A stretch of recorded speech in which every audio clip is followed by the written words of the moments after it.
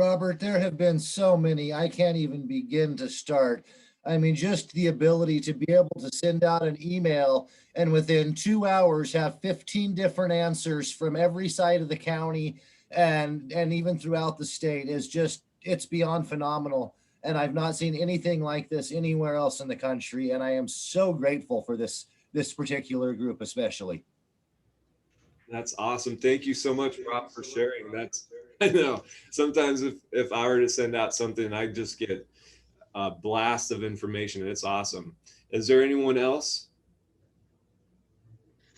Yes, this is Amber from the Tenants Union, and I'd like to give a big shout out to our whole entire community and all the organizations that stepped up and answered our action alerts to try to push for our policies to make sure that tenants are not being evicted when the moratorium ends, and also extending that eviction moratorium.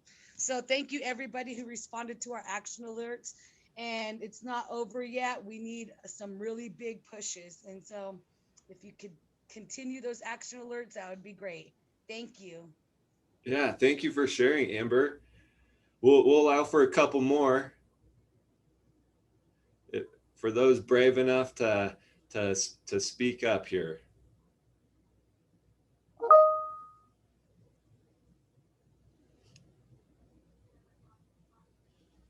"85 participants. I know there's got to be a couple out there. Don't be shy." Well, I'll share. For the last 2 months, maybe closer to 3, Maurice and I have been collaborating, and I've been posting his videos every week in my church electronic newsletter. And so people are able to see his stories that he documents through video. And that has been very educational for people in our congregation. And I thank you, Maurice. Yes, definitely. Thank you for posting. Those are very informative. And also, I want to just encourage everyone that it's a great opportunity for us to learn and provide that voice and platform for those who are experiencing homelessness, despite their circumstances that they're going through. Again, thank you for everyone for putting in your 2 cents about how you've collaborated. We all operate under certain fragments. I'm looking at this board in front of me of all these different resources, and each resource has its own gaps, unfortunately, and system barriers. But when we function through that together, when we bring those fragments together, especially through the coalition, it definitely helps out a lot. So thank you very much, everyone, for sharing that awesome information. And so right now I'm going to go ahead and hand it back over to Barry. He's going to introduce us into a short clip. It was a nice, Sherry gave us a kind of a little nice segue into one of Maurice's clips. But Barry, we'll go ahead. I'll hand it over to you. Okay. Yeah, thanks, Sherry. We didn't plan that. But Maurice Smith with Rising River Media makes a lot of videos, and he sends them out through the Coalition listserv. I'm just going to show one of the more recent ones, just the first minute and then the last minute. The first minute kind of sets up why this individual is homeless. And then the last minute of it is Maurice says, well, what do you want to leave? What message do you want to leave with folks from this, from our interview? So I'm just going to share that with you and see if it's something you might enjoy sometime. I've got to make sure I click all the right buttons. Let's see. Share sound. There we go. Here we go.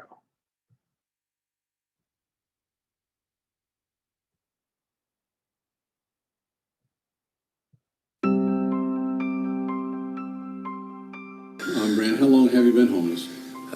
Total, I've been homeless 6 years out of my 43. Started out when I was 14. And then a couple times between breaking up with my wife and her coming back, and the conflict there. Yeah, that's what happened this last time, and I've been on the streets this time since March. So walk me through how a kid 14 years old ends up homeless. My mom was extremely emotionally and physically abusive my whole life. At 14, I walked in on her trying to overdose on pills. Got the ambulance, got her to the hospital. When she got home from the hospital, she handed me a backpack, told me to fill it up and leave. And I did. And that's pretty much the last time we really talked. And she moved back down south. I was up here, so. Watching and listening and wondering what these homeless people are all about, what would you say to the community listening to your interview right now? Well, to everyone out there and to the community, we are one big family. As far as that goes. And from what I've seen, most of these people just really need a spark of hope. They're missing their kids. The addiction part of it, mostly it's the heart issue. Just seeing someone that actually cares, it does wonders. And even the basic stuff, like they're trying to food, them bringing meals in, sparks life up, people they see, people are caring, and I just wish you guys, they continue that because it's helping.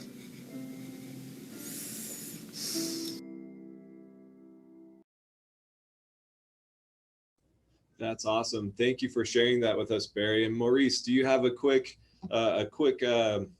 director's cut note for us to take with that?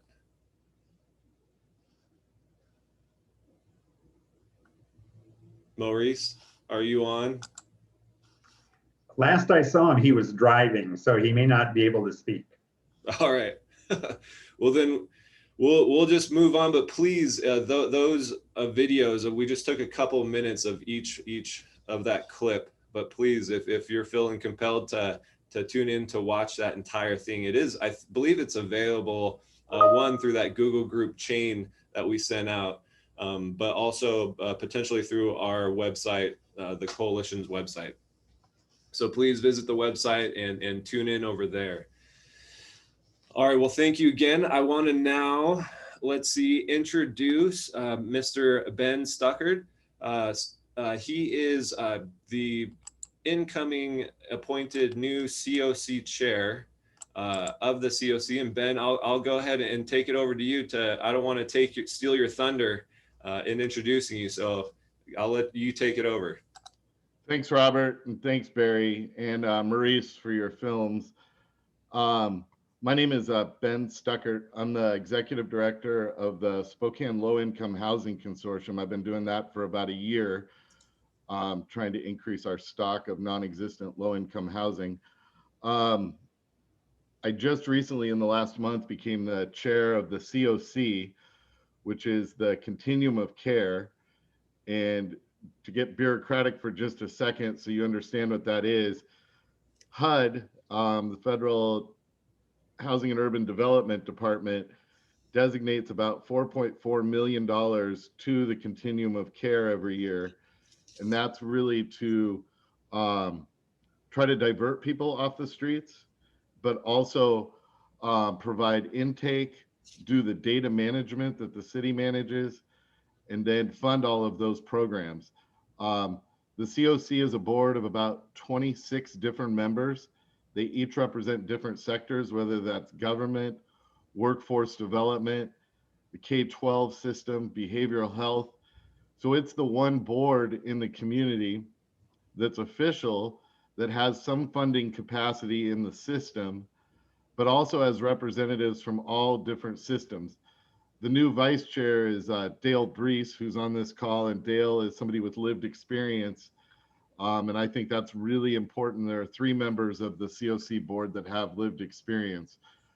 I'm here to introduce myself in my role as the COC chair, but I also offered to come monthly because one of the things I've noticed in the last year is the Homeless Coalition is absolutely amazing. I've never seen anything where people can post something and within 10 minutes get resources, which is absolutely necessary. But I also believe that all of these different systems sometimes don't communicate out well. And so I want to be here as a resource monthly. And some months it may just be that I come in, say hello, and answer any questions that I can. from somebody that is now able to be involved in all of the different systems that deal with people on the streets. So I wanted to first introduce myself, explain a little bit about what the COC is, and then going forward, I'm going to put my email address in the chat, because I think as we move forward, it's always best to communicate very openly. And you can also, I follow the Homeless Coalition listserv religiously. And so you can also reach me on there, but it's best to use my regular email address. And then every month, I will come up and give a report, hopefully that'll be pretty brief, so I'm not wasting your time, on what the COC is doing right now. But right now, there is a community-wide 5-year plan to end homelessness. And I know there have been many plans and people have not resourced those plans ever fully in our community. But we are updating that plan now. My job is to help initially learn the system as best I can, and then be a resource for people to try to connect and make sure we're all communicating. With that, I'll be quiet.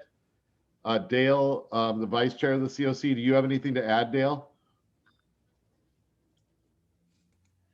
No, Ben, I think you did fairly well. I do, we do have 2 stakeholder meetings with the COC does with the Homeless Coalition in the annual planning. And so that will be coming up in April, the first one. And so, and that's where you would learn about what is really funded with that $4.4 million and how that is brokered out in our community. So yeah, thanks for being here, everybody. And thanks for all you do. Hey, Ben, so who would then be involved in that 5-year plan kind of edit, basically, or kind of relook at it? So the COC has a group of subcommittees. We have a veteran subcommittee, a family subcommittee, a youth subcommittee, numerous committees that are all made up of practitioners. So the people that are on the ground doing the work. You can email me if you'd like to be involved in a COC subcommittee, because they are right now doing their own updates of the 5-year plan. But I really also don't want to say that as we update this plan, we're stuck with where these funding streams are, because I'm very open as we move forward to taking a look at the system. I know I have had my own frustrations over time with resources to the system, but also how the resources are used. And so I need people to give feedback, and my email address is in there. But give feedback. Like I saw an email from Jules this morning, from Julie, who I talk to all the time, about frustrations with how resources are, 1, communicated out, and 2. So I will be trying to communicate as clearly as possible as I learn going forward, but also very open to change. Yeah. And while we have you on the microphone, Ben, also with you also mentioned you kind of have this dual role, one with the COC, but this other component too of the Spokane low income housing. Can you talk just a little bit briefly about that? I actually get paid for that one. The Low Income Housing Consortium is made up of 34 different members. It's architects, nonprofit developers. There are about 14 different developers that develop low-income housing. My job there is to really advocate legislatively, and I'd just like to echo what Amber said. The most important thing we could do right now for housing is pass the housing bills that the tenants union is advocating for in the state legislature. My personal favorite is House Bill 1236. If you do one thing today, call your legislator and push to make sure that 1236 gets out of the House. That is the just cause protections. So we can't think of housing as just building more low-income housing. We also have to think of housing as keeping people in homes. And we also have to think about things like regulations and zoning. And so my job at the Low Income Housing Consortium is really to look at that endpoint. One of the solutions to somebody being homeless and not having a home is to create more homes. And how do we do that? And so I'm trying to immerse myself for the last year and hopefully the rest of my life going forward into housing, and how do we keep people from becoming homeless. Yeah. Awesome. Well, thank you so much, Ben. I won't take too much of your time. Any closing comments before we move on? No, I appreciate all the people that are doing the groundwork, and I cannot even express how important it is that everybody's making those personal connections on a 1,200 person listserv and then getting people the resources, because it's absolutely necessary. Yeah. Thank Ben, you. Ben, will you be able to stay past 10:30? Because some of us were going to discuss an email that Joan sent out about the sweeps that the city is doing. I am actually leaving right now. I am at the beach on the Oregon coast with my wife. Oh, too and bad. we are taking the dog for a walk, but I would, if you email me, I would be more than happy when I'm back in Spokane to get in touch with you. And I'd love to be included in on those emails if there's some way I can help and intervene, because it sure seems that sweeps right now with shelters full is a little bit of a violation of the Ninth Circuit ruling in Boise. Thank you. That's not moral. Thank Yeah. you. Yeah, and Sherry, I can also assist and help being that segue, at least the Spokane Homeless Coalition leadership team, as far as bridging those communication gaps with the COC, such as Ben. So we'll definitely stay in tune to what comes after this meeting and that dialogue and what kind of comes through that. So thank you so much again, Ben. Enjoy your walk and look forward to seeing you again here in the future at each monthly meetings. That's going to be awesome. Appreciate it. Yeah. All right. So now we have up next, I believe either Kylie or Kira coming on from the health district to give us an update as far as the vaccine rollout with our community members. Is Kira or Kylie on the line? Kylie's here. Kylie. Kira's taking the day off, so I'm happy to be here. Gosh, slacking. No, I'm just kidding. She does a lot. Kylie, so what's going on? What's been happening in the community? What's the perception like been with the vaccine? Are people, bought into it? Has there been enough dosage? Like, do we get the same allocation as these other agencies? Are you guys getting that same allocation? What's the word? Yeah, so we had 8 clinics Monday, Tuesday, Wednesday of this week offering second doses to community members that got the first doses with us at the health district at our shelters. And right now we're still limited based off of DOH guidance on who qualifies for the vaccine. So it's 50 and older in a shelter or 65 and older. And so right now that includes clients and staff who are working at shelters. And so far, we still have one more clinic left, but we've gotten 117 people protected out of the 184 that were vaccinated in our first round. And I think we were a little concerned about being able to find people 28 days later.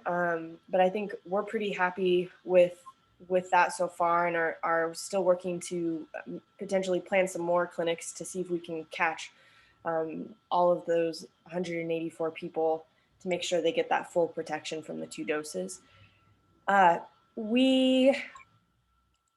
Vaccine allocation is kind of a complicated issue. I think right now we have enough vaccine. It's just we're very limited on who we're able to vaccinate.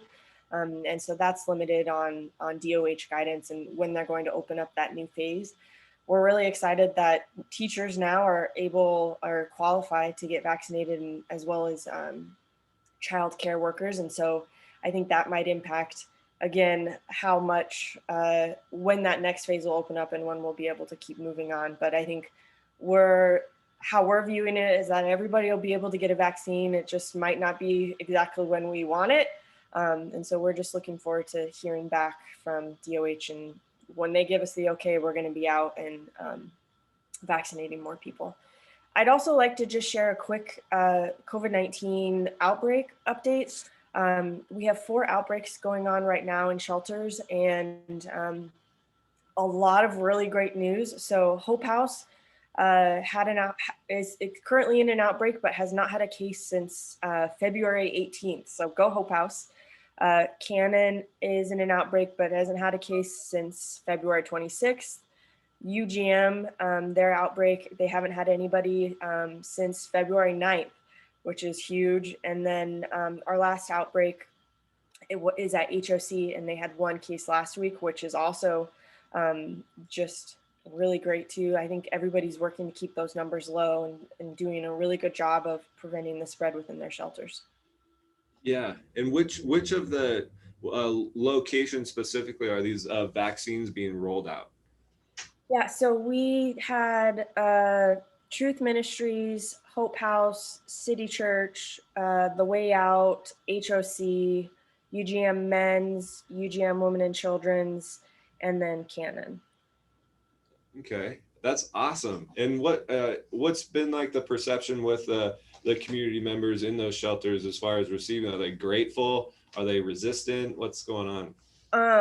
I would say the large majority of people are really excited and want to get the vaccine. It's heartbreaking for us to tell people they don't qualify yet and they can't get vaccinated. And so I think that's generally what we're hearing, is that people really want the vaccine, but they just have to wait until DOH guidance opens it up so we can vaccinate more people. I think when we're talking with community members, we're saying that we're trying to get the most at risk. And right now that's largely based off of age. And so we're looking forward to doing more vaccines. But I think people in general, like they know so much about the COVID-19 vaccine, and they know about COVID, and a lot of community members know somebody who's had it. And so it's a pretty easy sell to get vaccinated. And I think I've been hearing from other counties and health districts that they are not having that kind of success. They have vaccines, but people don't want them. And so I think that says a lot about Spokane, and it says a lot about the providers who are promoting the vaccine, and all of the just volunteers and staff and shelters who are working hard to share accurate science-based information about the vaccine. So Yeah, proud to be in Spokane and having so many people interested in the vaccine. I know, that is awesome. And there was a question in the chat box: is will J&J be a positive option for shelters? What does that integration look like as far as the vaccine? You guys have been using Moderna, correct? Yes. So what is that integration going to look like with those two different? Yeah, so I'm pretty sure we'll be getting Johnson & Johnson at the health district. It's a 1-dose series instead of a 2-dose series. And ideally, you would want to use that with community members who have a hard time getting that second appointment. And so we are looking at that, using that at shelters, but I think we'd like to have some more conversations about that to make sure that our approach and rollout in shelters is health equity focused. And so I think there's a lot of moving parts about that vaccine. Yeah. And so we're definitely focusing on that and working hard to make sure that what we do at the health district is equity based and really thoughtful. So nothing official on that, but we're still talking it through. And lastly, for those community members who are not utilizing the shelter system, can they be directed to a shelter to receive the vaccine? So right now, the qualification of 15 older in a multi-generational household, which is the phase we're in right now, you have to be living in a shelter. And so right now, the highest risk is people who are staying at shelters, not necessarily people who are experiencing homelessness, and like the multiple ways you can qualify for that, like couch surfing or staying in your car or camping, which is unfortunate. But I think we're because there's a limited amount of vaccine, we're really trying to get the highest risk people at highest risk first. And so right now that's what it is, but we're hoping that will expand and we'll be able to get everybody who wants it vaccinated. There's vaccines at the arena, and pharmacists and providers. There's at the srhd.org, there's a link to find out everywhere in Spokane where the vaccine's being offered, and links and websites and phone numbers too, so that people can look up that way. I know that's not really helpful for people who don't have phones or internet. So that part's frustrating. Hey, that's we got, let's see here, 91 participants who are very good at system jumping. So I'm sure we'll eventually figure it out at some point. Well, thank you, Kylie, so much for your time and taking time to give us that update. I look forward to hopefully having an update next month as well, just to see how that progress is going. Thank you, guys. Yeah, thank you. Okay, we're just cruising through this agenda here. So up next, we have the SNAP individuals here to talk a little bit about the emergency hotel, how just kind of temporary placement there where we had that cold front and what that kind of looked like. Let's see here. We have from, let's see, Amanda from SNAP. Amanda, are you with us right now? Yeah, I am. Hello. Good morning, everyone. Hey, how are you doing? Moving into this, can you give us kind of just a little recap about how everything kind of developed? Because I know there was a lot of, not like probably could have amplified the communication a little bit better with the frontline workers as far as how this process was rolled out, and definitely want to utilize our platform here as far as what can we learn moving forward into next cold front or heat wave or smoky day coming forward. So thank you so much for all you do and for for taking this on. I know that was probably a big, quick project to roll out. You bet. Absolutely. Thank you for having us here today. I also have one of my staff members, Amanda Boyer, who was a big part of the project. And you're absolutely correct. It was a really fast rollout. The city of Spokane actually contacted us, I'm not even a full 24 hours before they expected us to go live. And you're absolutely correct. It's it was amazing. Just to touch on some highlights really quick, throughout the 10 days, 10, 11 days that we were working on it, we actually touched 107 clients. So to give you guys some insight, when we first agreed to do it with the city, it was 10. We had said, yeah, we could help emergency motel and hotel, probably 10 folks that are needing to get inside and aren't able to get into shelter either due to medical fragilities, COVID concerns, or no empty beds. And it morphed throughout that time and got bigger and bigger and crazier as it went, but good in a crazy way. So communication on it, we've met with the city and a group of shelters, everyone that participated in the program. So that's the majority of the shelters in Spokane, and then a lot of the frontline outreach workers met with the city and SNAP on Monday, and we looked at the highs and room for improvement in the future. So communication definitely is one. And communication to all of you who are working with individuals who maybe could have accessed it or known what to say if you encounter a person who was out in the cold and needed to connect with either a shelter or get with us to get into the motel.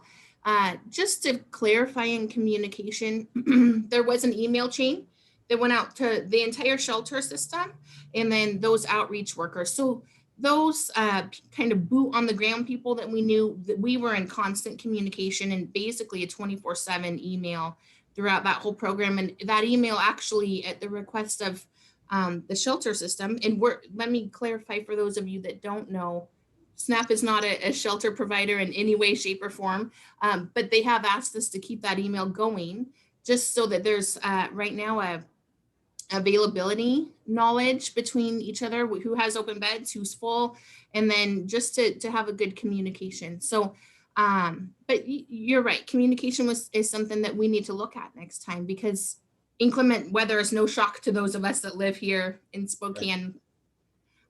So that's something I think, you guys could certainly have input with us or with the city. I don't know that it would even be a program SNAP, would be a part of in the future, I think, but we'd be happy to if we were asked. And And when we were asked, there was no question. Absolutely, we will jump on board and do what we can to save lives. And luckily, it did save lives. There were no people that died due to exposure during that time. So that is amazing. Absolutely amazing.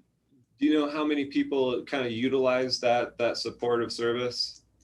Yes, absolutely. So throughout the 10 days that we were a part of that, 107 people is what our total cap was. And some of those people stayed for a few days and left for one reason or another. And some of those people were there for the entire time. But throughout the program, in the short amount of time, it was 107 people that were touched by that. Yeah. Well, I know a lot of community members are probably definitely grateful. And so was then the selection process, I guess, kind of targeting vulnerable individuals in the shelter. I think you mentioned that kind of briefly. Was that kind of the approach? It was. The approach was people who would not do well in shelter, whether it's medical vulnerability or of the age, like Kylie was talking about, of the age that, exposure to COVID would be very dangerous, or who maybe for another health reason or mental health reason would not do really well in the shelter. And then also we took from the shelters to free up beds for other people who would walk in. We took some of their folks and we're able to get them into the motel for that time. And those folks have all had the opportunity and have transitioned back to those shelters or to somewhere better, housing, which is always the goal. But yeah, so we did both. We were looking at vulnerable folks that were outside that couldn't go into a shelter for one reason or the other, and then also freeing up room in the shelters for people to walk into and to access those beds.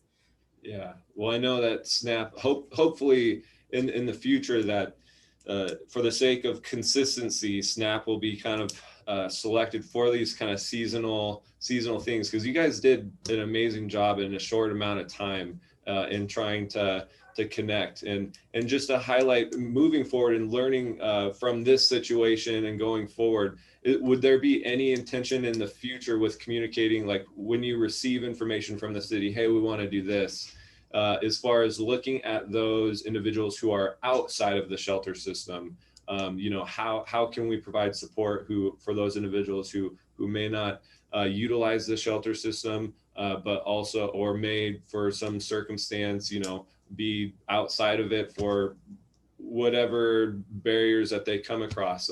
Is there any, I guess, lead into focusing on that type of group?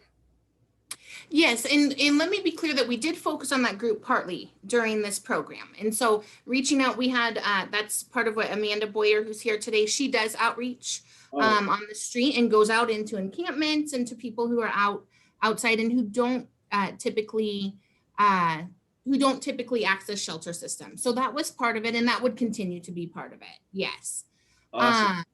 Yeah, and then I saw a couple questions kind of popping up. So do you want? I'd be happy to respond to some of those. Yeah, and I'm sorry if I missed any. Let's see. So one is what happened to the people that were in the shelters. So we had the majority of the shelters in town, Way Out, Cannon Shelter, Hope House, HOC, Revival, Truth. And then outreach workers were sending us folks. And some of those people had been longstanding at the shelter and they gave up their beds to go into the hotel. All of those shelters worked really closely with us to be able to get those folks at the end of this program back into their beds. So nobody reported to us or any shelter that they were unable to regain their bed back after that time. So that's good news. That was something that the shelters that were sending us folks were very careful and very deliberate about a plan of how they would restore that.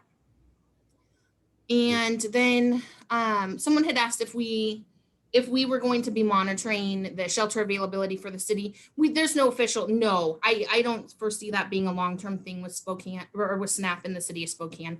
And they've not asked us to. We've simply done it because a number of shelter providers and other outreach workers have asked us, can we keep this thread going? And really, as non-shelter providers, it would be better in one of their hands. But I know the city's working on something too, but we're happy to help. So that has just kind of organically continued on. Yeah. Yeah, I think that is good, helpful for consistency. And then I'll go ahead and have you address any other questions in the chat box through the chat box. But I also want to connect with Amanda as well, as far as her being a part of that outreach to those encampments or anything. Amanda, are you on the line? Yes, I am. Hey, good to see you. Hey. Hope you don't mind me picking on you for a little bit. Super rude, but it's fine. Amanda, so what?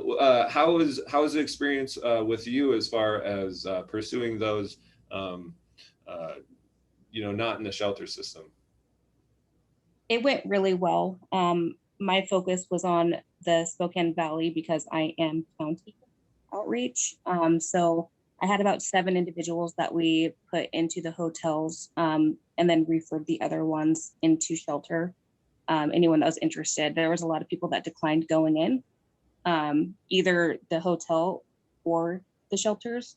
Yeah. So that, that's a missing part that I think, we need to discuss a little bit more, that there are people out there that did not want to engage. So, that's their decision to make. We can't force them to go in and stay warm and stay safe. So it went well. I mean, a lot of people were interested. So it went really well from an outreach standpoint.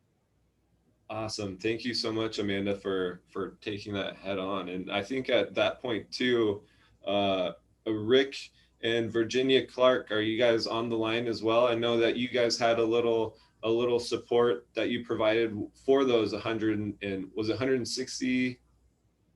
I can't remember. We 107 total clients. 107. So Rick, are you on the line? I am here with my best friend, and she also happens to be my wife. Awesome. Can you give us a little insight as far as what kind of your approach and kind of what sparked? I saw your Facebook video that you put up in as far as the fundraising for getting some meals and everything. So what did that look like? Yeah, so it was a really fun day. I actually was in communication with 3 Amandas on the same day. It was the 2 Amandas in here, and then I was talking to another Amanda from a totally different organization. So it was a big Amanda day, and I was really, really excited when they reached out and said, we're doing this. Is there anything you can do? With all of the messages in my inbox, I'm so glad that I read that one because I can't always get to all of them. And so we went on to the Spokane quarantine page. If you don't know what that is, it's a page of about 30,000 very dedicated community members who have decided to roll up their sleeves in this pandemic and get busy. And I don't know how else to explain it. It really is truly an amazing group of people.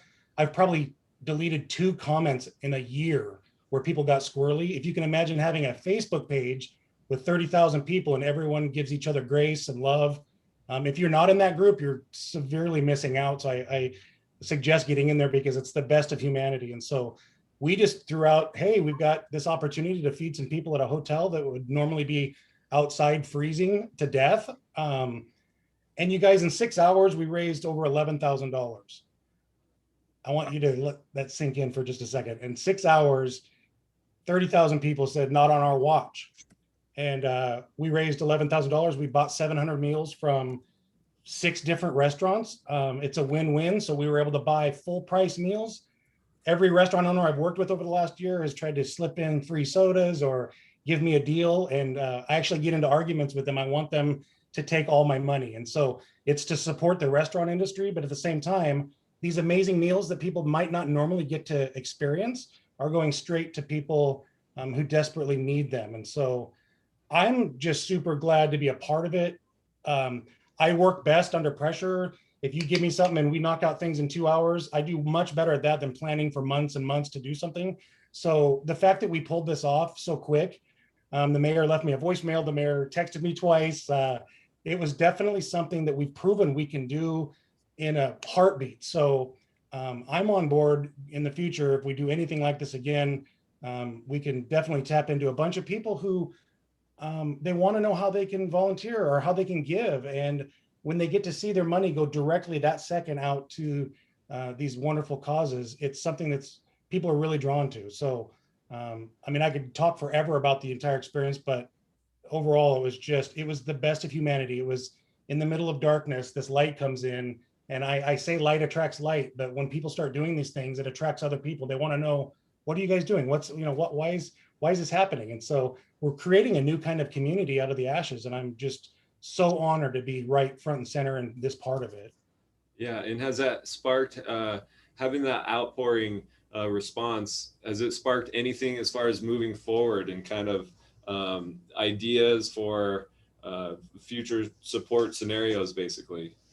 I mean, just the other day, we drove 450 people drove out to Newman Lake, and we dropped $14,000 on Chase Honey Company because they were struggling. And so nothing is off the table, you guys. I'm telling you, we raised $20,000 for Meals on Wheels. They said they've never, ever experienced that in their lifetime of doing their Cupid thing that they do during Valentine's Day. And I mean, I could write a book. It could go on and on and on of what we've done in that group. But I just want you guys to know that, you know, communicating things properly, you will be amazed at what comes out of it. And so I'm just really excited about the future, which is weird because this has been the worst year of our entire history, right?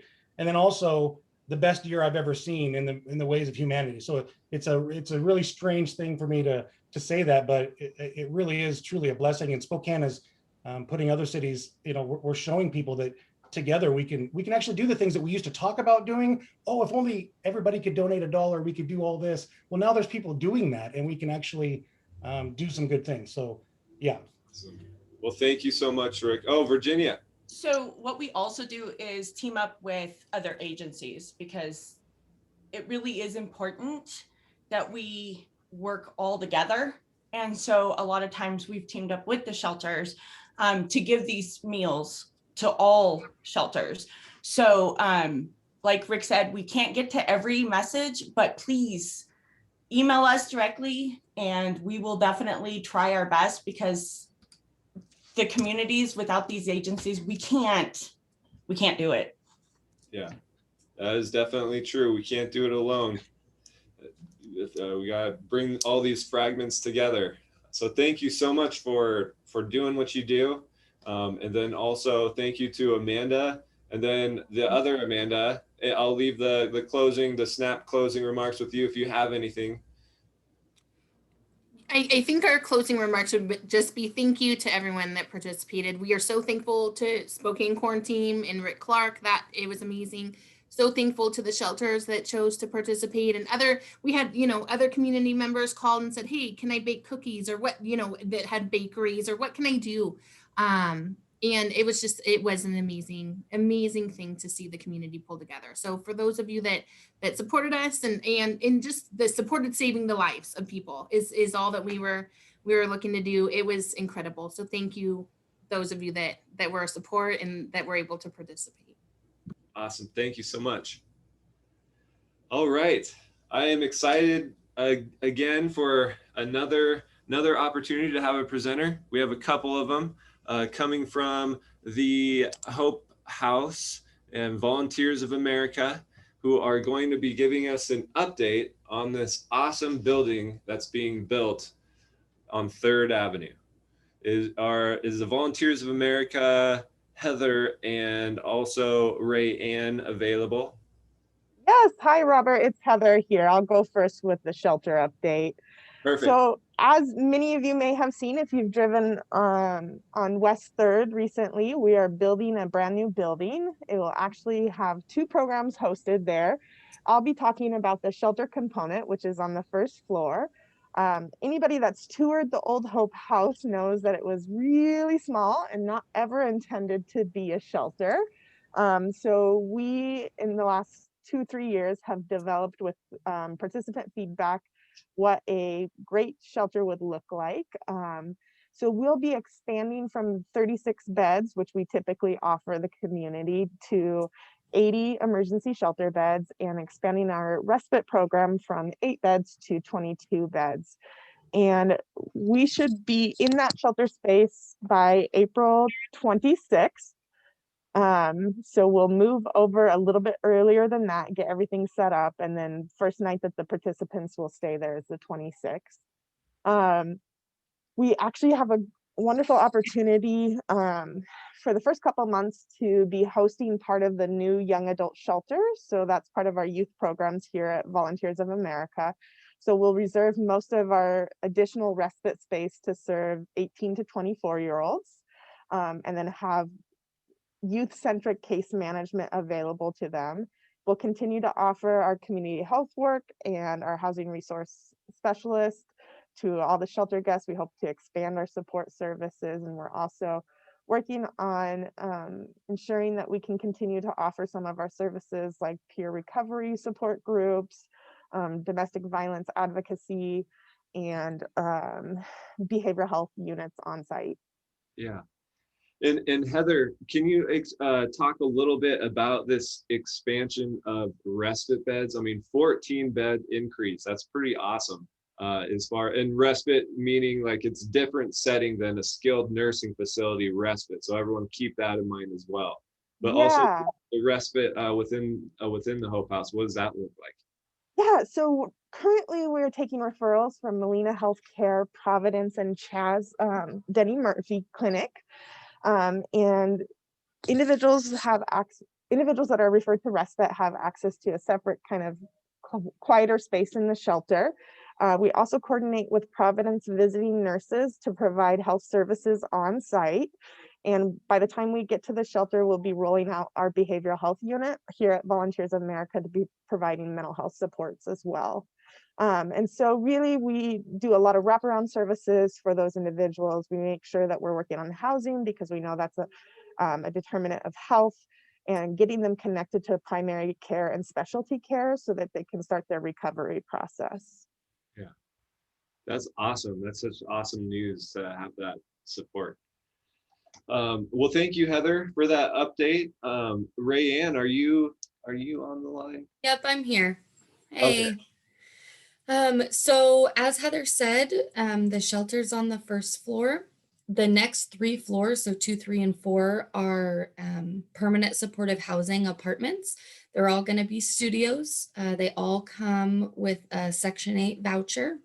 And then they receive the same services that anybody in our permanent supportive housing does. So we have basically a mini ACT team. So we have a full-time RN that's on our housing team that we partner with Chaz for. Then we have 2 clinicians, mental health clinicians that work through our behavioral health unit. And then we have eviction prevention specialists and case management. So all of those supports will be available to those folks moving in. And then, yeah, we'll just do our best to keep folks housed for as long as possible. You know, we'll start. So this month already, I've started asking SNAP for some referrals. So all of my housing referrals come through the SNAP coordinated entry process. So we've started that. We're starting to determine eligibility and go through. And, you know, the benefit is that we've been through this a couple of times with all of these new buildings. So we've got a pretty ironed out system to get folks through and not lose them. Yeah, we're just determining eligibility right now. We are able to lease up a couple of days ahead of the shelter move. So we'll be right there at the end of April, getting people moved in. There's a couple of volunteer opportunities if anybody wants to sit and hang out and help me put together some furniture for folks. We're building beds, we're putting chairs together, you know, we're setting their dressers up.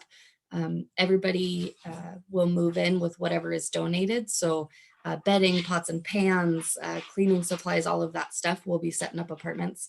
And then the biggest deal with permanent supportive housing is it's permanent, right? So they get to stay forever as long as they want. We do have a move on team that works through that process with folks once they've been there and they've kind of stabilized if they want to move out. But the biggest deal is that they can be there forever. So we'll start moving people in, loving on them, getting them cozy. And then, you know, we provide the same services of peer support groups, art groups, all of that stuff. There's community space built into the building. And then our security office will move on site to that building for our security support specialists who work at nighttime to help support our folks. That's awesome. That's amazing. I don't know if you would feel comfortable talking about this. Maybe Amanda would. But what does that coordinated entry process look like? And then how do they get access to a coordinated entry assessment? Mm-hmm. So Amanda can probably do better at the how do they get access to. But what happens for all of my permanent supportive housing apartments is, so they take a SPDAT, right? It's a vulnerability assessment. It's a housing assessment to see how vulnerable they are. So permanent supportive housing is the highest intervention that's offered. So we take the folks whose score is the most vulnerable in Spokane County. So what happens right now is I move a little bit slower than some other folks when they request referrals. I only request about 10 or 15 at a time, so I make sure that I don't lose anybody. So what happens right now is I've requested referrals.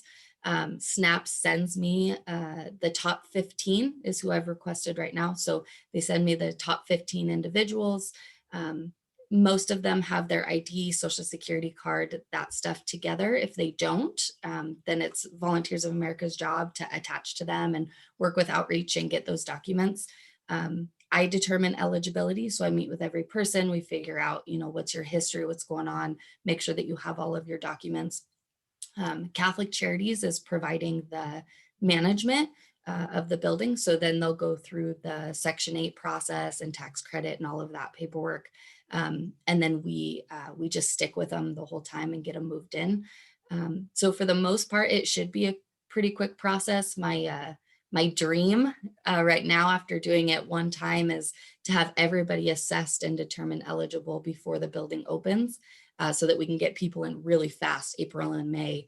I would celebrate in the community if we could get all 60 people moved in the month of May. That's kind of my big dream, is to have that done. Yeah, they just get an assessment and then they start working with me. If you have anybody, there's still time to do those assessments and see where they're at, through that process. And that's usually they work with an outreach worker in the shelter to move straight in. There is no, if you can get through and get a Section 8 voucher, you will not be denied. There's no criminal record is really non-existent. The only things that typically will disqualify you is a lifetime sex offense or pretty significant like arson. But I appeal everything. So in all my years with, having the Merrily open, we've only ever not been able to house one person, and we were able to house them somewhere else. So most of the folks who come through to us, I have no doubt that they'll be able to receive housing quick and fast and appropriately and with care and with some love. Yeah, that's awesome. And Amanda,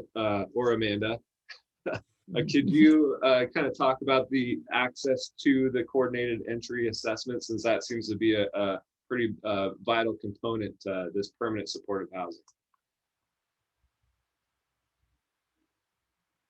Amanda? Still on? All right, well, maybe we could get an update next month as far as how SNAP is providing that access to coordinated entry assessments. But thank you so much.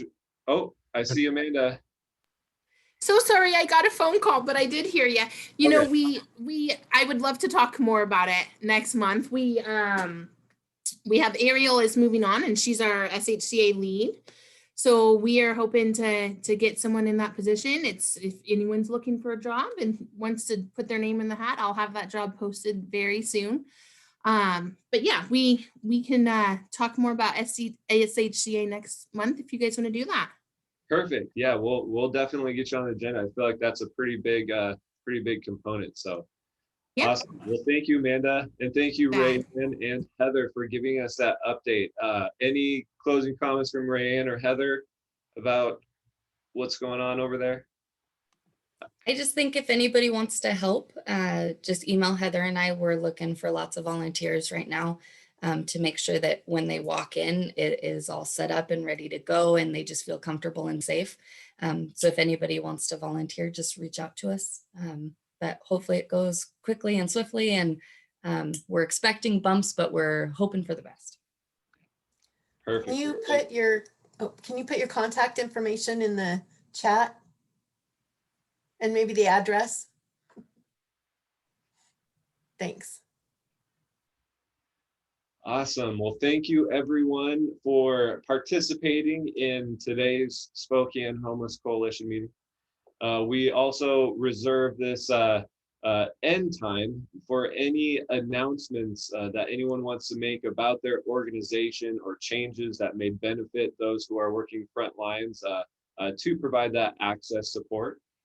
So any changes or updates, we're going to allow a brief time about that, but then we're going to also transition into discussing the emails that came through in regards to the sweeps. And then we'll do our best as a leadership group to communicate that up the chain. So please stick around if you feel like you have some vital input on that. That'd be helpful as well. So I'll leave the virtual mic open, and Barry can take it from here. Thank you, Robert. Thank you, folks, for being here. The post meeting has got an agenda as well. Boy, we're getting packed. First of all, thank you, Katie, for closed captioning. And did you get lost or have like OCD issues over misspelling? Or are we okay? No, nobody has those problems at all. Thank you, Katie. Each time I'll get a little bit better and people will be able to follow a little bit closer. Okay, it was huge help. Thank you. And I'm able to capture that closed captioning and the chat and the video, which in a few days will be posted on our website. So you can see all that as soon as our tech elves get it all done. Also, just for those of you who weren't here at the very beginning, there's I put on a YouTube link as well. So we didn't hit our 100-person maximum, so we didn't kick anybody out who tried to get in. But if we do, I'm going to try to do that every month, have a YouTube option. You can just watch and listen to that. You don't have to back and forth with the chat, but it's another way if we get really popular that people can still zoom in. Got a couple of topics already lined up for the post meeting. One, Michael Larson, are you there? Michael Larson is a Gonzaga University student who has a really cool program that he's working on, graduation project. You there, Michael? Yeah, I am here. Talk about it.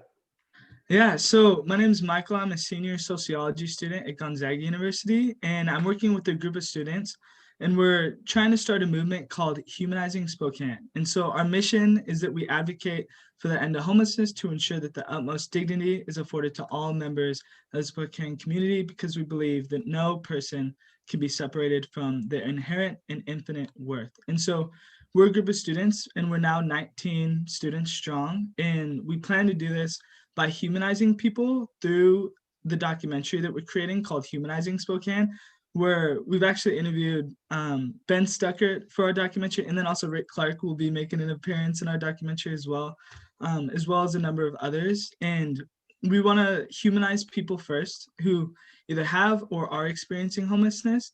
And then we've interviewed a number of experts to just raise awareness a little bit about the housing crisis in Spokane and the lack of affordable housing. And so we actually have our first showing on March 31st at Gonzaga University. And then for the next few weeks, we're going to be distributing it throughout the Spokane community and just getting as many showings and having as many people watch it as possible. And then at the end of the documentary, we're going to have a link to a website, which will be humanizingspokane.com. And we're actually going to be hosting a march on April 24th in downtown Spokane to push for very specific policies around tenant protections. And then also, I think Ben Stuckert might have mentioned it a little bit, but also getting rid of single family zoning. And so tenant protections are going to help keep people in their homes, and especially with the eviction moratorium that's coming up, we think that's really important to push for. And then also by getting rid of single family zoning in Spokane, it would open up a lot more of the city for multifamily housing and a bunch of like more affordable housing options for people, which would hopefully over time help decrease the increased costs of rent in Spokane, as well as like the amount of evictions that are about to happen.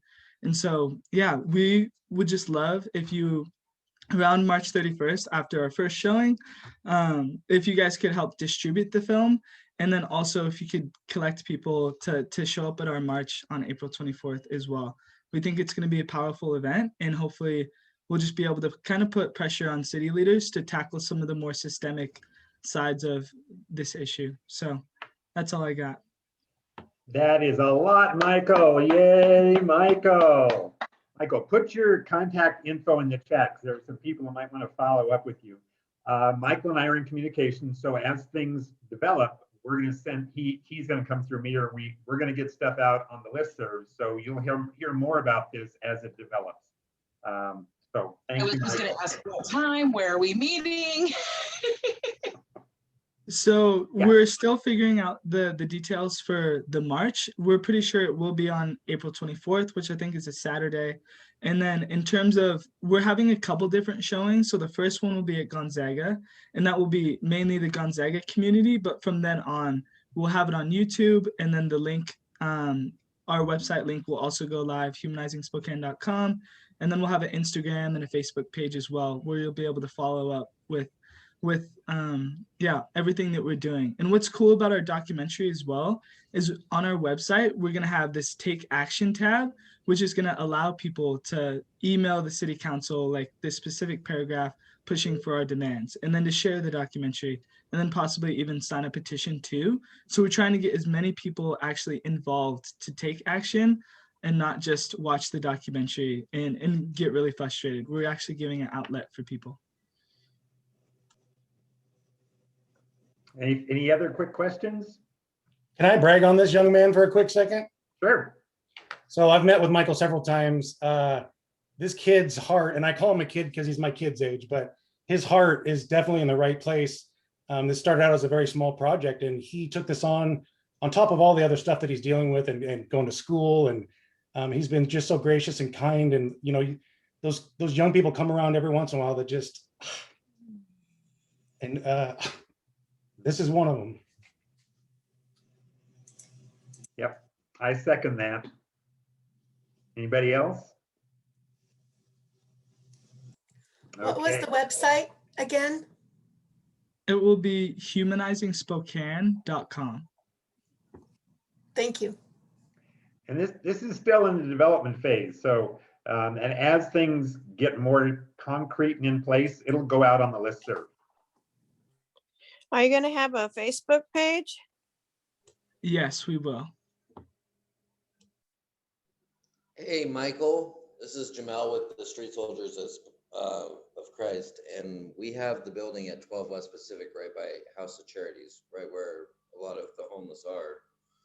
And if you guys wanted to start or finish your march along that route and like do a barbecue or something to kind of celebrate that, we would certainly love to have you on that day. So if you want to reach out to me, you're more than willing. I'd love to have you do that. So just going to throw that out there. Yeah, that would be great. Would you be able to send your contact information in the chat?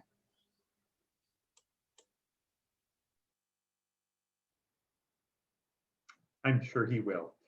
Anybody else? Anything for Michael before we go on? I just got to say, Michael, you're amazing. I love what you're doing. And I think there's a lot, I mean, honestly, it'd be kind of fun to do the march downtown by different areas where a lot of like Jamel was talking about, and, you know, there's Cat right downtown. There's different things that could almost be like stopping points to be able to show, you know, this is what is actually happening. And it'd be interesting to almost have a plotted way to go to do that march to show what our community is already doing and how much help we still need. And just one start for that is that the handout that's on the city website that Snap creates, that shows all the different resources downtown. I mean, it's like there's a map created for you already. And if you don't have that, I can send it to you. Yeah, that'd be helpful, Barry, if you could send that over. And yeah, we have a March team of 6 students who are working on planning that. And so definitely we'll be reaching out to Jamel, and then we'll take a look at that map too, to figure out different ways that we could stop along the march and just talk about some of the nonprofits who are doing some really great work in the city. Hey, Michael, my name is Dale Brees, and I'm on the Continuum of Care Board. And is there any way we could include the Spokane Valley you know, in some kind of, because we, you know, for historically, we've been so concentrated on downtown Spokane, and we got, you know, ordinances issues out in the valley, and just, you know, I'm just seeding some thought there, you know, if there's any way. And I know 2 marches might be too hard, but yet there's something to put, you know, pressure out there, and awareness also. So wonderful work though. Thank you. Yeah, thank you for that. And we'll take a look into it. I mean, most of the work that we're doing is focused specifically on Spokane and some of the tenant protections and single family zoning in Spokane specifically, but we'll take a look and see how we might get involved with the Valley too. Oh, Dale, we could have a day-long march. Come on. Right? Maybe that would be the best. You got control of 1,200, Barry. Coalition. Okay, anything else? I mean, this is great. Boy, these things that are just popping up, this is great. No? Okay, then I'm next on our post-meeting agenda, Joan, who sent out an email, I think it was yesterday, about the sweeps, and it was very specific. Joan, do you want to talk about that? And then we'll just basically have a conversation about it. If there's other announcements that people want to make, and you don't want to hang around, just put it in the chat so people can see it.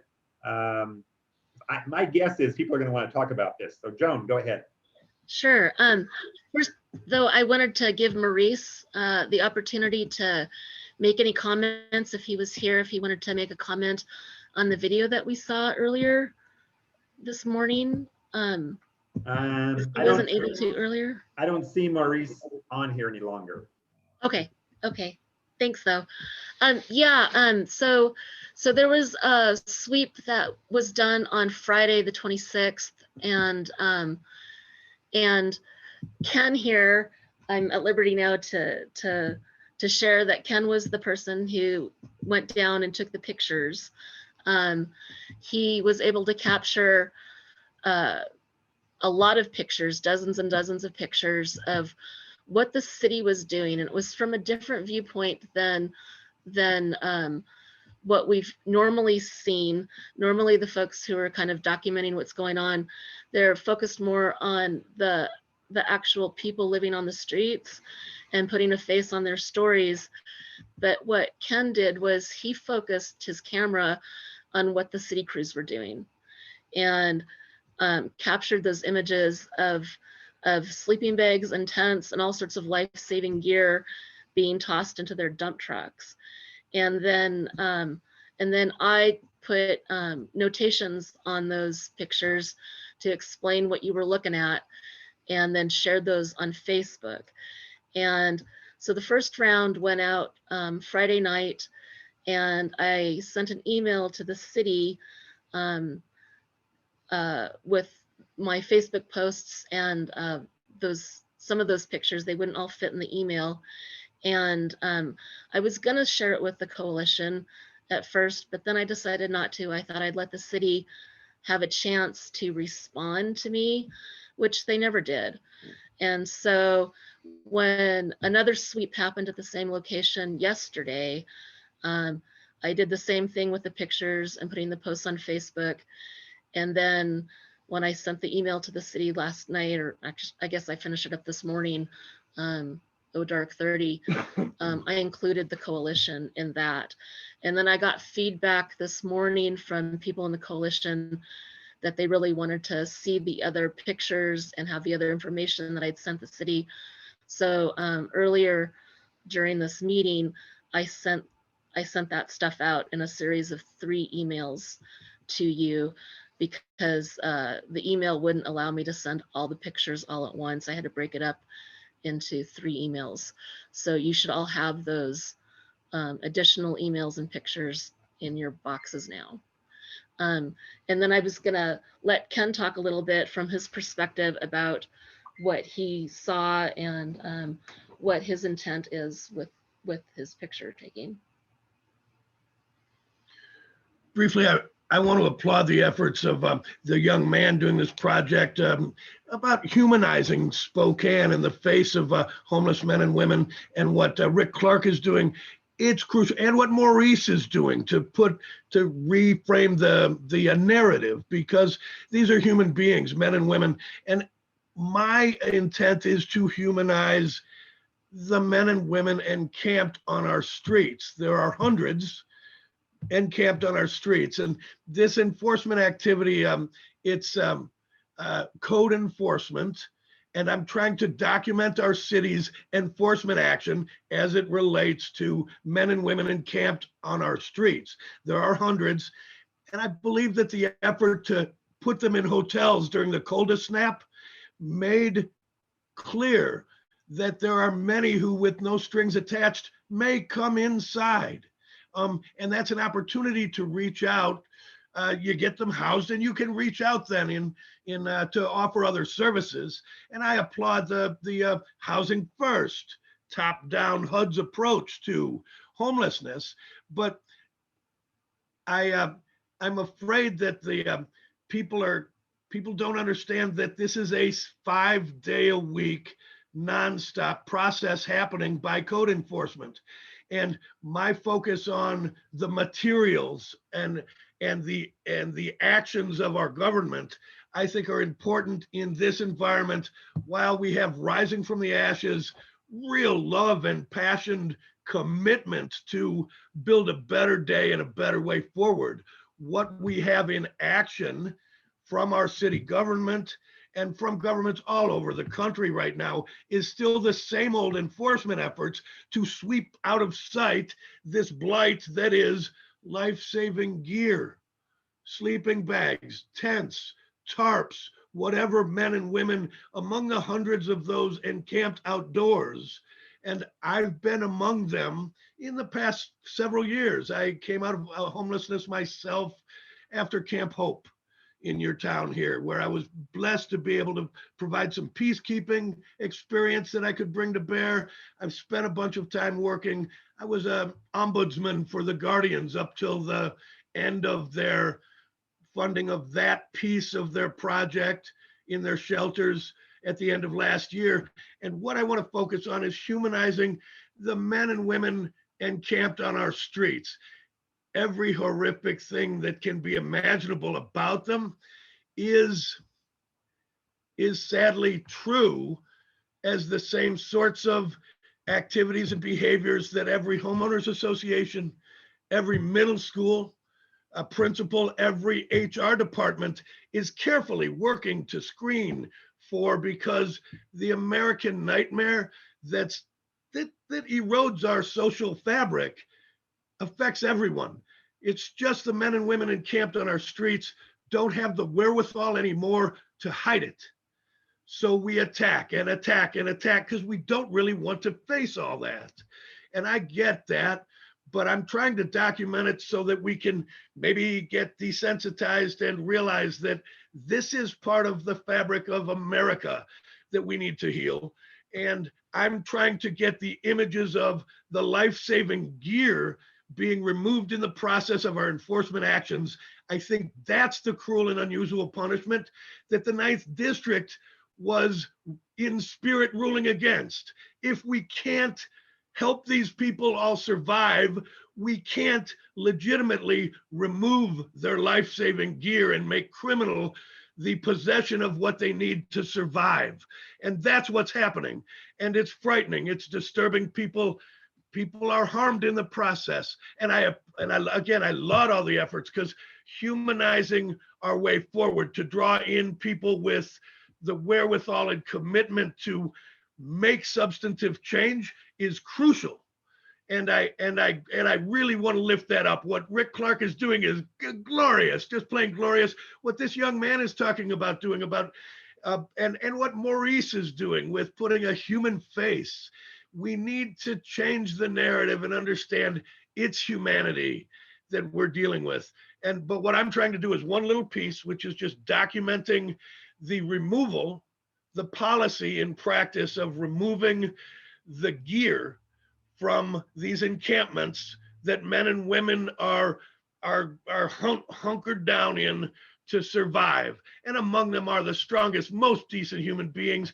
Anyone that does outreach will tell you how how enheartening it is to see men and women gathered around, meeting one another's needs, and how that happens in these camps is glorious. And I want to lift that up as a part of the process of humanizing the face of what we're all gathered every month and in our jobs to address, which is our homelessness issue in Spokane. And I'm glad to be doing my little part. Thank you. I just wanted to quickly. Thank you, Joan. You're welcome. I couldn't do it. The work she does, I can't do. I can document. I can grab images. She's really working to make them something that can be received powerfully. And I thank you, Joan. You are a great speaker, sir. Don't ever be Yes. quiet. You are great. Thank you. Joan and Ken, one thing I think you need a little more of is some passion about what you're doing. It's great. And let us tell you how we really feel, Barry. yeah, how do you really feel? And Joan, when you're done, you are great. You're both great talkers, but I'd like to hear other folks' response to this. So Joan, yeah, go ahead, we'd like to finish your take some questions. comment.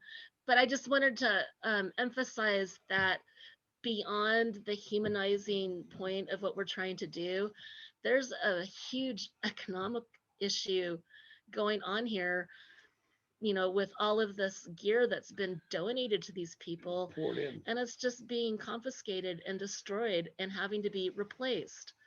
And it's infuriating. And another aspect of all this that's really important to pay attention to is the health district aspect of this, in that our city does not provide toilets, does not provide any kind of hygiene system for people living on the street, or even trash disposal. I mean, part of what the pictures showed on Friday was they took away a trash receptacle that was on site for people to put their garbage into. They took that away.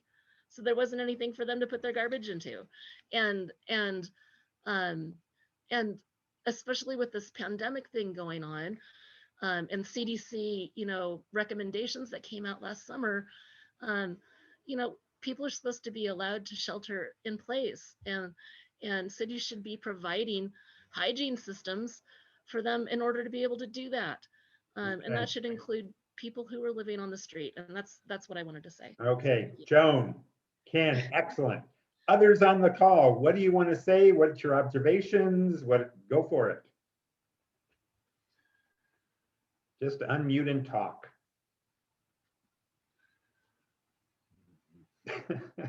Oh, come on.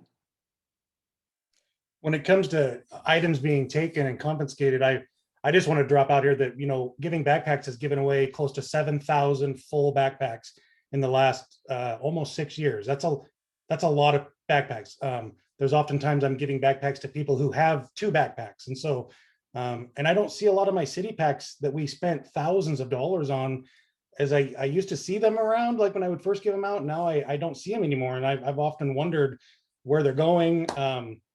It's really caused my board and us to just kind of regroup and say, okay, these backpacks are amazing. They're full of resources and goodies and stuff that people need to get through the night. But I mean, we've handed out 7,000 and it seems like the numbers of people experiencing homelessness is increasing. So I'm right there. When I hear of things being taken away from people, I'm wondering how many of my backpacks have been taken. Thanks, Rick. Somebody else. This is Dawn from the League of Women Voters.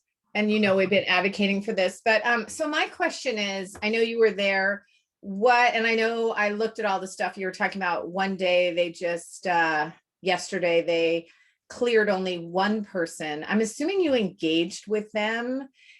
Did they did they say, oh, I'm just doing my job, or did they cite a law, or like on either one? Like, what was the reason they were, was it sit and lie, or I'm just curious how they kind of defended their actions. The police, there was a sergeant on hand, and he's listed in Joan's posting today. He said, among other things, that it's a code enforcement activity, that these people know that they can't be here, they can't be out into the street, they can't be blocking the sidewalk, and that this person knew there was a lot of communication back and forth, and he knew he could not be there. The only one removed, the only camp removed was the camp of the person not present on site.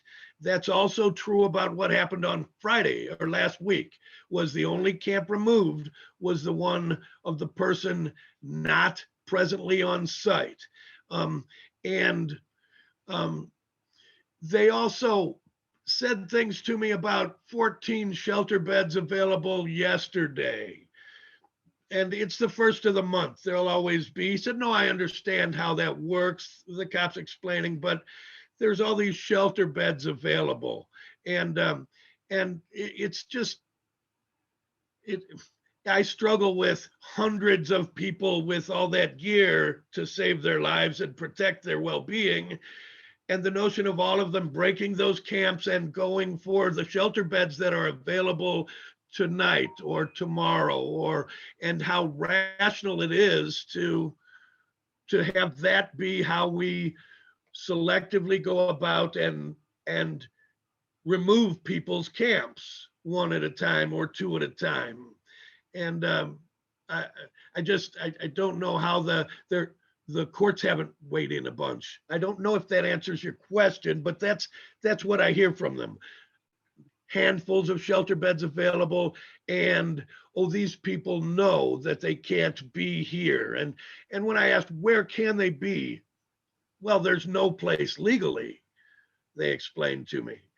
And yeah. What I hear from that, and I'm definitely, on your side, but just because we've studied this, what I hear from that is that they gave them the 48 hours notice, which is what's required, and how they get around. I forget which amendment that is, but it's that, that they've been communicating with them. That's how I hear it. And then they're saying that they're shelter beds, and that's how they get away the 9th cert. So, I mean, I'm in your camp, but I'm saying that that's how they're defending themselves. There was no official notice there was no paper notice. There was an official, this is notice. There was circulating a piece of paper that said on March 4th is beginning some construction project, but there was no official notice of you must leave the premises with dates and any order stamped, nothing. There was official, but perhaps they call notice that they talked to them a couple days ago.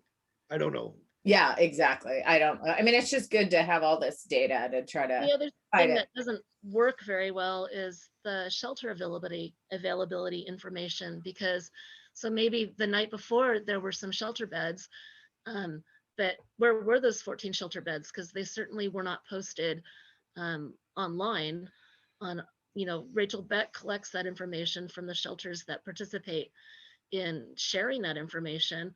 And there were not 14 beds available the night before. And even if there were, that is less than, 10% of all of the available shelter beds. And it also doesn't mean that they're available, right that moment. And there isn't any way to know, because there's only 2 day shelters that are open during the day, and one is Jules, and they're always filled to capacity, and the other one is Cannon, and they don't know until after 3 o'clock in the afternoon whether they're going to have any availability or not, and these actions are happening before 3 o'clock. So where are people supposed to go before 3 o'clock? And the only day shelter really available is Cannon. And it's likely not going to be able to accommodate everyone in that site.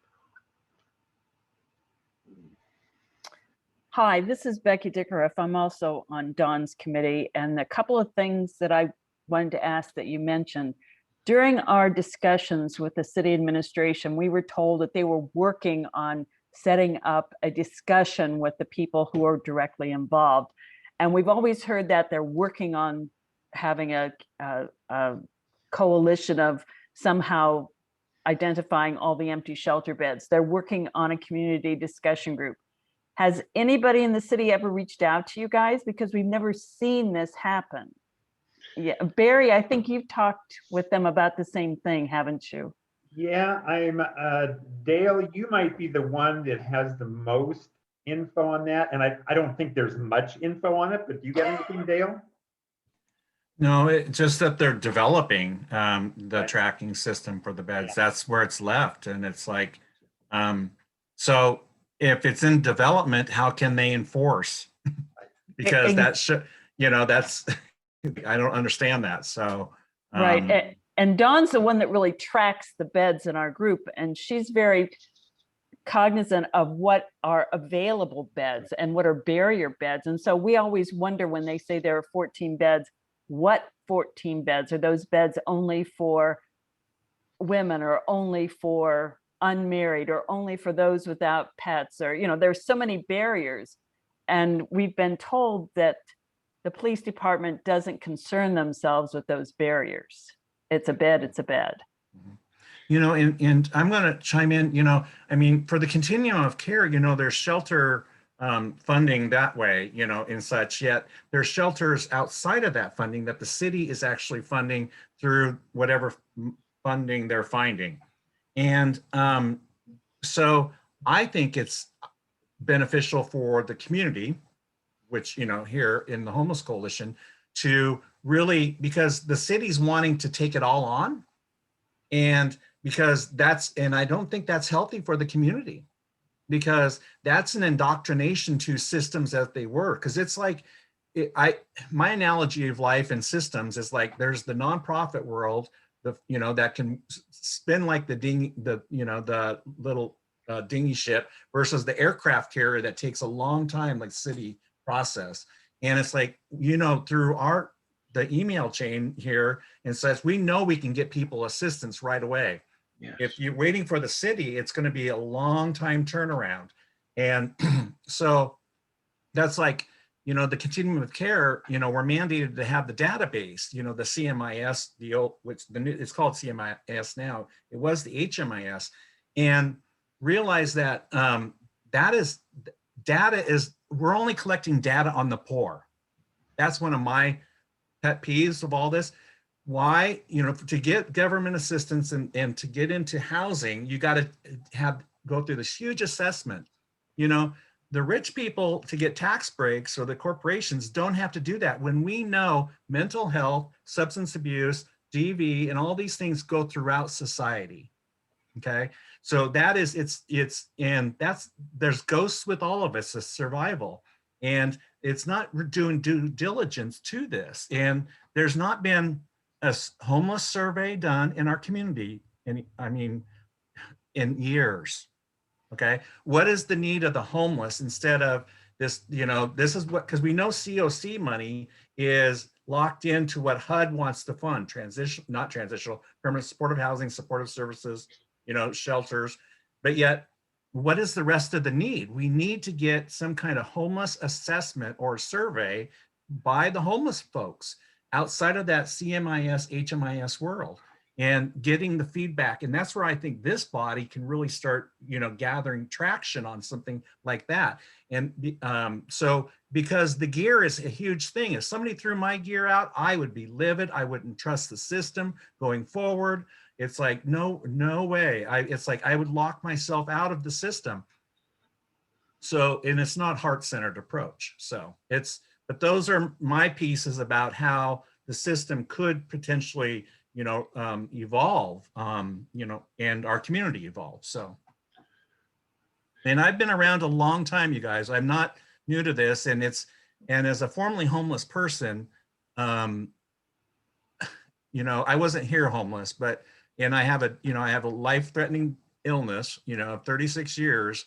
And it's like, it breaks my heart that we haven't attained these steps along the way, because I truly believe there's an indoctrination and a separation of society that has happened.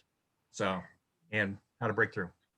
Just from our viewpoint, because we've only been looking at this for, well, not quite 2 years. And what we found frustrating, and I know someone else mentioned it earlier, this happens every year. This has been going on for decades. And, you know, we've talked to people in the administration, and we get told the same thing. And, this has only been 18 months for us. I'm sure you guys have been hearing this for years. And we're just like, wait a minute, you told us that months ago. What's happening? And so, the League of Women Voters, our chapter here, they addressed the council. They put forth what they thought would be helpful.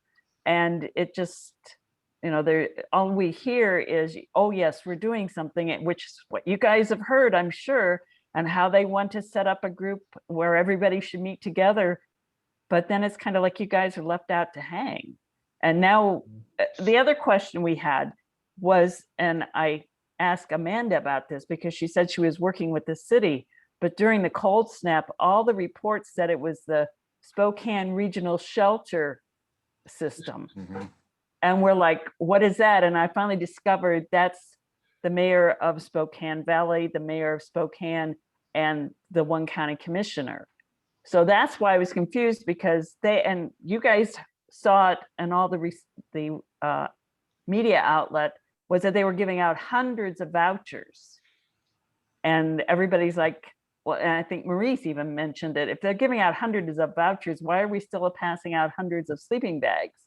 And then she said, for her group, SNAP, it was 107. So now, and my question to her was, who was she working with? And she said the city. So is the system also giving out vouchers? And that's yeah. Okay, that's what I thought, Mary. Okay, that answers that question. Thanks, So you guys. part of what was kind of revealed in my emails and my posts was that a lot of what the city has been telling us doesn't seem to be based in reality. Like there have been media releases from the city saying that they haven't been doing the sweeps since like November. That's not true. We know that's not true. There was excuses made about the annual point in time count. They weren't going to be, conducting that with folks who were on the street. They were only going to be conducting that inside the shelters because there were concerns about spreading COVID. Well, that makes no sense to me.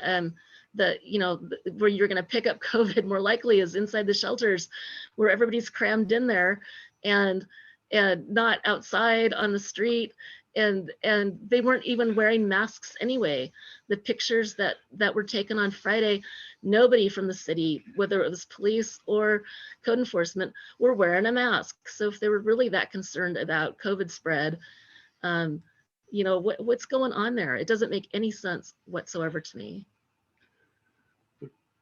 Constructively, the email thread that is sharing real-time bed availability that was put together for this SNAP spearheaded program by the shelter system, that ad hoc activity, it's not rocket science. That's the closest we've had to real-time shelter bed availability being known and published. I wish it were published somehow, because that's what we need. It's not a big, huge, expensive, fancy project. We just need to know what's available where. And that email thread can achieve that easily. And it sounds like it had been in an emergency. Well, it's an ongoing emergency. And the entry into the marketplace of the League of Women Voters, who all my adult life I thought were kind of milk toast, just get out and vote. We'll give you regular voter information. To see you getting teeth on an issue like homelessness is such a huge blessing. League of Women Voters, yes. This is an issue that will be dealt with now. Thank you. I have to tell Ken that we kind of laughed because we felt we were kind of allowed in because I thought we were sweet little old ladies. But thank you. But the other question that somebody mentioned about lawyers and attorneys, and we've talked to some of the national lawyer associations, and they all tell us the same thing.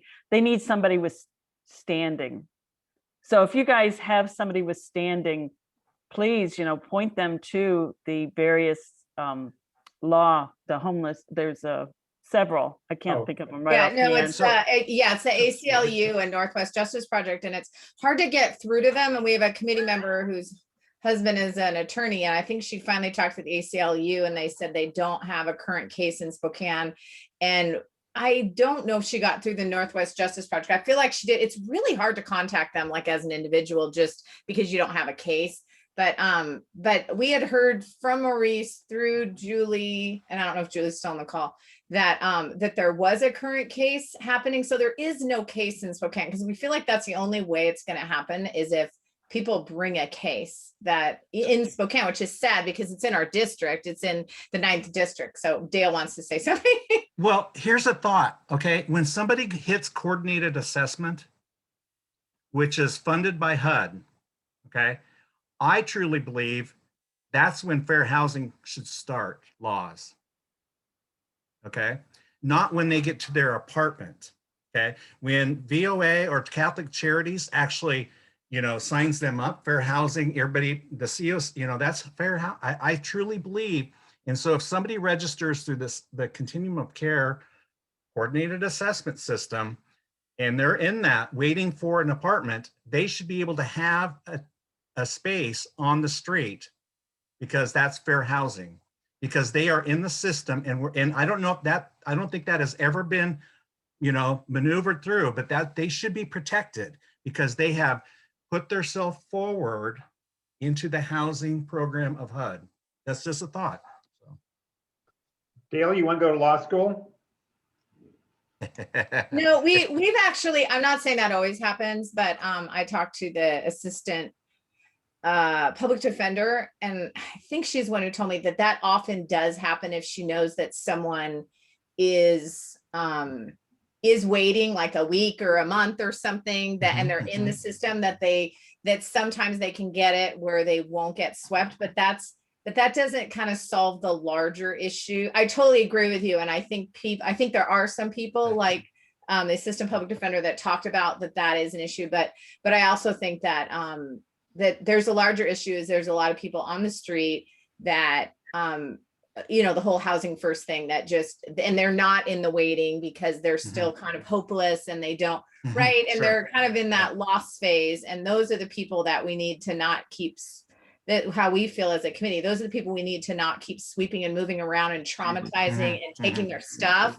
And that, so I totally agree with you. And I don't think that always happens. That should happen, but that to me is the exception. I think the majority of the people are the people that we need to not keep they've already gone through so much trauma, and then we just keep re-traumatizing. And the last thing, the one thing I did want to say is when we met with the city and talked about like taking their stuff and that lawsuit that came out of Camp Hope, supposedly and I think it's even in the ordinance, they can't take, and I'm not saying this actually happens, but it's in the law that they can't take anything of value. So when you were saying they took like a box, like that is illegal. Like that's where we could have a case. They can't take it, but often, and it's always like a subjective thing. So I kind of get it where if they come on an encampment, which they already shouldn't be sweeping, but let's say they're sweeping it and it's wet or it has feces on it or needles, they can say this is garbage. And but if it's not wet and it's dry, or if it's somebody's personal stuff, or it's a trunk full of stuff, like you can't. And so they're supposedly taking it to the city. They're no longer taking it to a warehouse, like a police warehouse. And then supposedly you can get it back, which I'm not saying any of this is good, but it's when you said there was a box full of stuff, like you can't just take a box, but I'm sure you can, because you can say it's garbage, but that is so upsetting that it was a tent and right. I mean, it's so upsetting that they would take that, because that is of value and technically they can't take it by law.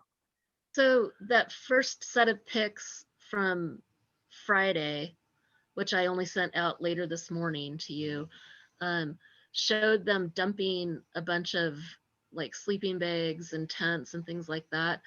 And at first, some of that stuff, it looked like it was just laying out on the sidewalk. Well, that was after they had taken the tent or the tarp down, the shelter down, and, you know, the city pulled all that stuff out. And some of the things that they dumped were unopened, dry, you know, duffel bags stuffed full of things. They just pitched it into those dump trucks. Well, no, but they could have. I mean, I'm hoping that they took it, put it in a dump truck, and it's getting taken to this place, and then technically I think they're supposed to leave a sheet of paper saying how you get it. I'm not saying they're doing it, but I'm saying that's like the way it's supposed to work. I do believe that the items that, if you saw today's posting, the items that were in the bin, in that yellow and black, yellow lidded bin, those are items that they were numbering and putting numbers and letters on those. I believe those are items that will be stored and I don't know how to retrieve them. I did not see any of that. But as far as standing goes, I'm trying to find palpable people, like there are 2 encampments that were removed that I documented. If I get one of those 2, men or women, to step up and say, hey, here's how you can get me, I will be involved. I have an eye towards getting those individuals who are, and if that's what you mean by standing, I'm trying. That's a challenge that's unique, and anybody that's been involved in trying to get cases understands the challenge of that, or even trying to get a hold of clients understands the challenge. But we're working at that. I hope so. We have some experience trying to coordinate with attorneys, with Camp Hope people. And the problem that everyone was dealing with is folks that initially signed on as plaintiffs in the Camp Hope case. The attorneys couldn't get in touch with them. Their phones were stolen or lost or whatever, and they no longer had any way to get in contact with them. And then the people they were trying to contact didn't know that they were trying to contact them, and didn't know that they should just show up at their office and check in routinely or whatever to find out what was going on. And as time went by, people dropped off of that lawsuit, and it ended up basically being Rich Dahl hanging out there by himself and being the single person who was trying to stand up for everybody else's rights. And then what ended up happening was, the city negotiated and said, well, they made some promises that they were going to make changes, but those changes weren't really negotiated with our side. And they also still have not been implemented. The changes that they said they were going to make still have not been implemented, even though that lawsuit apparently has been closed. We're looking for standards. We are looking for people to stand up. Yeah. Sherry the Bird. One thing that's been bothering me is why we don't have more support and involvement by clergy. And I've been poking around at that. I've contacted the Office of Church Engagement at Whitworth and my own pastor, who gave me some suggestions just this morning after seeing Joan's email. I think we've got to put some pressure on the city, and it's got to come from a lot of us, especially people in leadership roles. And I think we need to get more clergy involved in this effort somehow. Chris Snow, your picture just went on. Do you want to say something? So talking about clergy, today alone, there have actually been several clergy, including myself, who are part of this group and are looking for ways to be connected. And so, yeah, there are actually clergy within the Spokane Homeless Coalition who are looking for ways to get involved. Yeah, so just want to say that. I also wanted to put out there that I'm actually a reverend, but I don't have a church or a congregation. Is there any way you guys could make it a group? Because it seems like if you have a group name, it makes a bigger impact on, the administration if it's a clergy association, just like with the League of Women. We thought, not that we got anywhere, but we thought it would make more of an impact coming from the league than just from individuals. So the closest thing that I've seen regarding a coalition of pastors and whatnot is that there is, it's hard to get all the clergy in on because different theologies, different viewpoints and different things. So we don't always get along because of that. But there is the The Spokane Alliance, that's what I'm thinking of. Is that what you're talking about? Or no, there's actually a progressive faith leaders group. There's a chaplain organization too, Mhm. like Pastor Deb Conklin and some of the other pastors like Malcolm Hayworth is on that.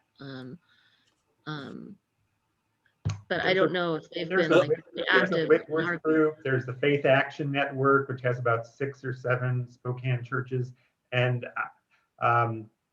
yeah, in my time in this role, I have longed for some kind of coalition, email list, listserv among faith community leaders. Because I think there, you're right, Chris, there's a real spectrum of who, would support these kind of things. But I think there's a huge proportion of faith communities and faith community leaders who would say, we're in on this. But there hasn't been a way to get them. And anyway, so I'm not going to say I'm going to get that done, but it's something I'm aware of and trying. There's also the faith leaders of conscience. There are, one of the main people that is involved with that one is Genevieve, Pastor Genevieve over in Spokane Valley is the one that is my main contact with that one. But yeah, we have all these different coalitions doing different things. There isn't just one because we can't always agree on different things, which is good or bad. But can't you just be people of faith against homelessness and just call you, just make your whole new place? That's making a whole nother group. It's like, how many groups are we already a part of? Yeah. Well, yeah. and I wish it was that easy. And honestly, the Homeless Coalition membership and the email list and such, is it time, because I'm sitting here going, I'm in awe of this conversation, and I really appreciate everyone taking the time, because it's like there is still energy that we're still trying to evolve into, and I encourage that. And so is there an opening to go, under the Homeless Coalition, we're going to have this faith committee, okay, or a committee to discuss things past the Homeless Coalition meeting time, okay, which we've just sort of committed. We just did this, and because that's planning that the city can't do, the mayor can't do that, the council can't do that, but in this world of today and technology, we can do this. And I'm finding that across many sectors, and it's choices that, and it's commitments, but yet if we need to think about how the next step would look like for the Homeless Coalition, because the COC is definitely locked down to the singles, the committees and the family subgroups, the youth, the veterans. And so what would it be? Because that's the piece that they can't mimic. They are locked into their 9-to-5 jobs. That's an indoctrination. The rest of us, Jules Helping Hands and such, if we're checking our emails at 8 p.m., that's outside that, that's real-time heart energy. We're trying to solution focus. City staff aren't doing, I shouldn't say that, they might be doing that, but yet it's like, we need to evolve, and so how does that look? Because this is wonderful. This is wonderful. So is it possible to make subgroups within the Spokane Homeless Coalition based on our involvement level or how we are involved? yeah, I mean, that's such a great idea. There could be a Stop the Sweep subcommittee, and with, but because to a certain extent, League of Women Voters is a little, we're trying what we can, but we're not on the ground. So we always kind of go to Maurice and we ask Julie questions or whatever, but it might be nice to have a larger, I don't know, it's League of Women Voters is kind of a bureaucratic, but we could probably join as individuals, right? And just like share information and share action items and things. So we should, that's a great thing. Just people who want to just stop the sweeps. Right. I wonder if the Fig Tree newsletter has the addresses for all of the religious leaders. And if we could invite them, send a formal invitation for them to join Spokane Homeless Coalition and see if that would lead to something. I don't know. I've thought of that, Sherry. I just haven't done it yet. You want to do it? Yeah, I do, but I certainly will work on that. Yeah. So most of the clergy should actually be listed in the resource directory. Okay, which resource directory? The Fig one put out by the Fig Tree. Yeah. Oh, Malcolm, okay, I got it. Okay. Yeah, Malcolm is the amalgamator of all that, and it's been on my brain to-do list to contact him and basically pitch what we're all just talking about. Like, Malcolm, can you give me emails of all the faith communities you got? Would you be willing to give it to me, or at least allow us to use it to put out a invitation to meet and talk about homelessness? That's been on my mental to-do list. I just haven't done it yet. Yeah, I understand about that. Okay, well, let me track down the addresses, and then I think several of you should help compose the letter. So we're saying what everyone needs to get said. Joan?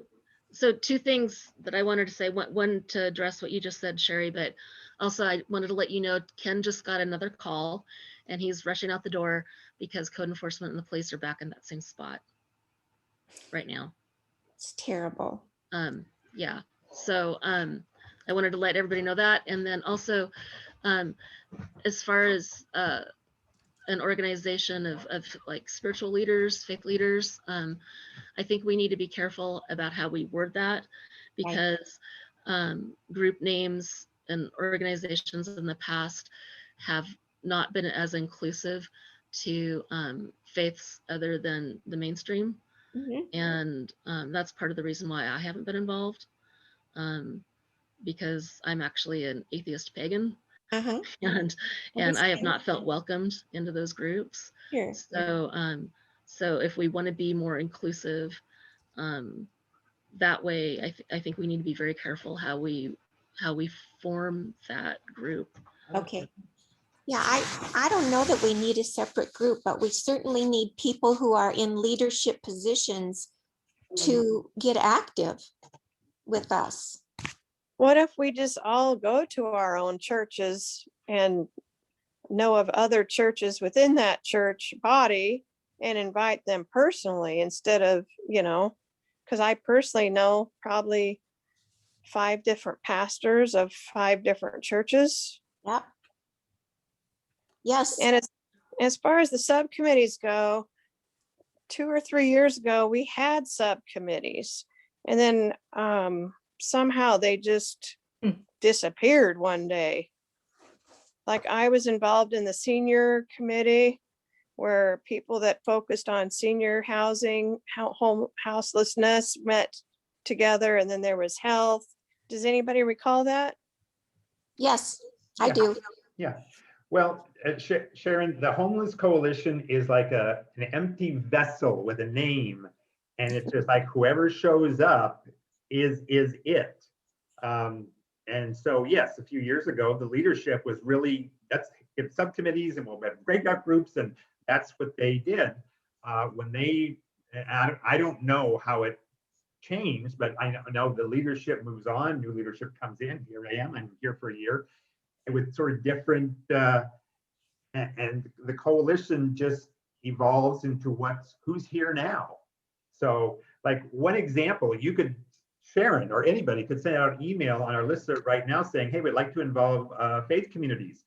Would everyone who receives this please send the name and email and phone number of a pastor or someone in a faith community that you think might be amenable, and you'll get 100 responses, and then a couple of you draft a letter and send it out to those people. It's as simple as that. And maybe we don't have to specify faith community. Maybe we can send out a letter that goes to community leaders and just try to engage whoever we can get.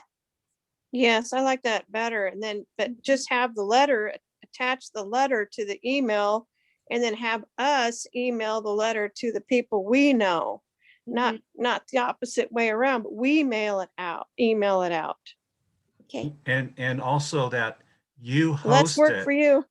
And yeah, and the other piece is that, you know, in this world of technology, we can actually, I can open a room if I have a Zoom account or such, and I can open a room and I can invite people in. And so that's, and you know, we don't have to wait for the city to open the room or the county.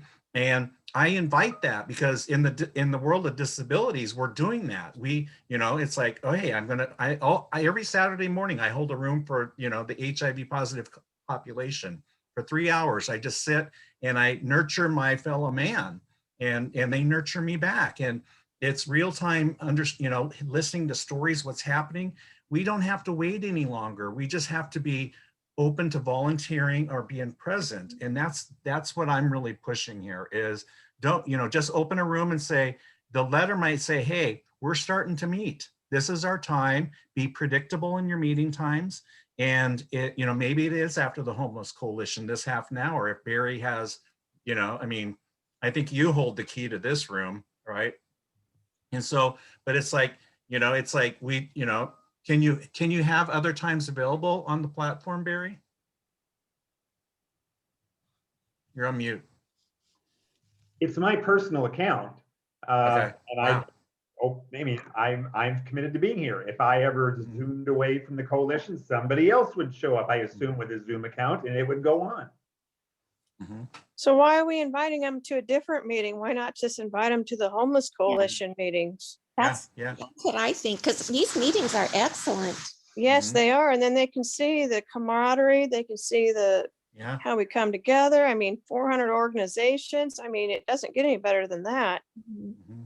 Well, I think, agree, I mean, just as a response to that, I think, and kind of what Barry was saying, is I see the Homeless Coalition now, which is great, and that's probably the entry point, is the Homeless Coalition as it stands right now is an information sharing. So it's not fighting for action, and that's totally fine. It's totally information sharing, and that's what these meetings are for. So it's all kind of what, and I don't know, Sherry, what you have in mind. It's all, are you looking for just to educate people and to get people like just thinking about it, which is probably what needs to happen first, but eventually you need an action group that actually wants to take action, because that is not what the Homeless Coalition is as it stands now, which is fine. But, you know, so if you just come to this meeting, nothing's necessarily going to change, right? We can change that. I mean, supposedly we're an advocacy group. Yes, that can be a part. The leadership team, we just try to hold it safely so it'll continue. There were advocacy components that could be a part of it. As the leadership team, we get a little leery of taking a particular stand as the leadership team, because there's people in this coalition who won't agree with us. So the leadership tries to stay here, but if people in the coalition wanted to form advocacy and charge ahead, that's a reasonable thing. I mean, I think the leadership team would say, sure, you can be in that and do that. Yeah. Oh yeah. Well, my church was, I would say 50% on board of opening a pop-up shelter, but then they backed up because they just didn't know enough about it. And so I think if they were to have been involved in these meetings, it would have had a different outcome. But it was like kind of last minute in the middle of the snow, and the pastor happened to be out of town, the lead pastor. So it was a lot of moving parts. But I think, you know, this would be the starting point to build those relationships. Right. Well, and that was one of the reasons why I was putting Maurice's videos in our church weekly newsletter, so that people in the privacy of their own home could look at those and start to change, you know, their feelings about it. with the hope that an educated congregation might be able to come to some action. And our church already supports Family Promise and New Hope and Shalom Ministries. So they're pretty educated already. But I mean, I think those of us that have home churches can do a lot right there. I guess what I was trying to put across was that it would be nice for a ministerial, a faith-based group to join in a voice with the council and then city administration. Not so much to learn, but to take what they believe is the correct way to treat other humans to the government, because that's where we're not getting anywhere, because they aren't hearing enough people, I guess, because that's why we're not seeing anything happen. We tried to add our league's voice to that process, and we've learned a lot from you guys, but we felt our purpose was taking our power as the voter, as an organization of voters, to the people who are somewhat sensitive to voters. So far, we haven't had enough voting organizations. So that's what I was trying to impart, that if there's a group that could take themselves as a group and to the city, to the government, to the people who are in control of the sweeps, and if they would add their voice to that, as more people add their voices, perhaps we could see some move in the way they treat the homeless in our community. Yeah, that's perfect. Awesome. Yeah, you're right. Well, I like the idea of having an action team as well. I don't know if it was Dawn that was talking about how it seems like we're more of an informational gathering point and not really acting on anything. I think the idea of having a team that is an action team. Yeah. Exchange numbers and emails and form it right now, and each of you could open your own Zoom meeting for 40 minutes, and if you want something bigger, longer than that, if I'm available, you can use me. I have a Zoom account too. I just got it last month because I started doing meditations weekly with a group of people, and I wasn't sure how else it was going to expand, but I went ahead and got a paid Zoom account, so I can host up to 100 people on Zoom meetings too. So let's get a meeting on the calendar. Yeah. Okay, what day works best for people? What day and time? Tuesday mornings are out for me. But other than that, I'm pretty open. I'm going to get my calendar. Why don't you throw out a time that works for you, Joan? Well, how often do we want to meet? Do we want to meet weekly at first, or do we want to, I mean, yeah, I think we just start with one meeting and then we talk about all that, right? Okay. Yes. Well, why don't we plan to meet like next Wednesday or Thursday is 10 o'clock a good time for people? And which day works better, Wednesday or Thursday? Wednesday. Okay. I just can't go. We're actually, Becky and I are both going to an ending homelessness conference Monday, Tuesday, and Wednesday. Oh, that's right. That's going on. So what about Thursday next week? That's going to be over by then, right? Yeah, that's actually better for me, but I don't know how Sherry feels. Well, I can do Thursday, but it has to be after 1 o'clock. Okay, that would work for me as well. How about you, Dale? Can you join us? I could do Thursday at 1. Yeah. I actually I'm taking my mom to an eye appointment at 1:20. I'm sorry. Oh. And it's a really long eye appointment. It's those macular degeneration where you have to get eye shots. Ugh. Friday? Nice. I could do Friday the 12th. It'd be after 1 for me. Okay. Do we want to do 2 o'clock then? Was that better for you? Friday the 12th at 2. That's fine with me. 2 o'clock Friday next week, and then I'll send out an invite to the coalition about it, and we'll call it Action Team. the coalition action team. How's that sound? How about, do you want to call it the sweeps, stopping the sweeps? Or is it going to be about sweeps, or is it going to be about? I think it should be about more than sweeps. I think it should be about, like, if we want to have like a subcommittee, like tackling the issues of communicating, you know, needs to the city. And then also, you know, the justice part of it, and trying to get representation from people on the street, with like the ACLU or whatever. I mean, there's like a bunch of different aspects that we could be I think you talking could still about. call it, I think you could still call it stop the sweep and do all that though.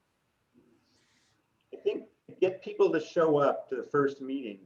Yeah, and then let's decide. Yeah. Something that says stop the sweeps, they, you know, that implies action. I mean, you can, in the description part, say, you know, this isn't the only thing we're looking at. We just want to get people together who are going to take action on items. And the first one that we're coalescing around is stop the sweeps. And I think that will get people to show up, and then you can kind of flesh it out. That's what I'd suggest. Well, Okay. I think that's that population that are living in that situation need to be our priority population right now. Yeah. And so let's.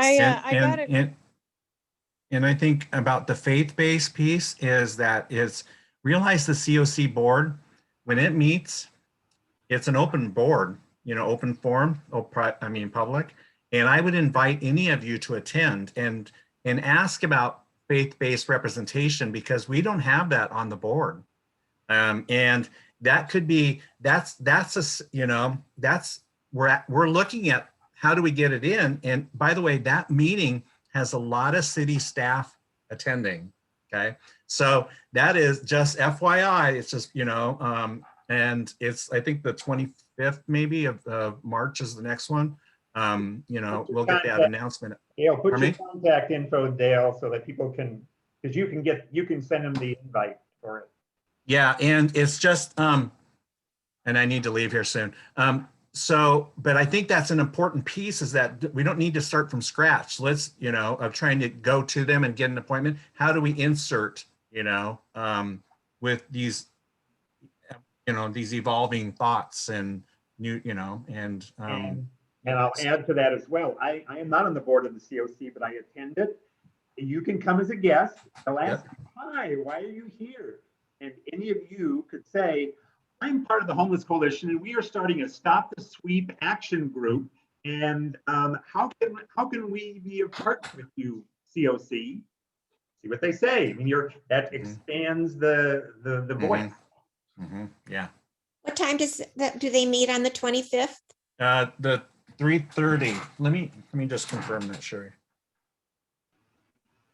Well, I'm getting a call back from Maxie's law office, so we'll see how it goes. It's actually the 24th, Sherry. 24th at 3:30, March 24th. Okay. And that's a WebEx platform meeting. So I don't know what that is. I'll just Google it. You can get it.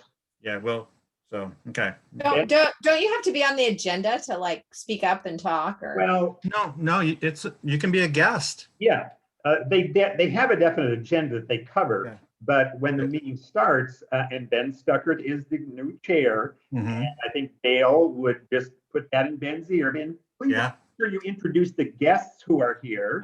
Then would say, oh, Dawn, you're a guest here. Hi, can you just tell us why you're here? You can talk for a while.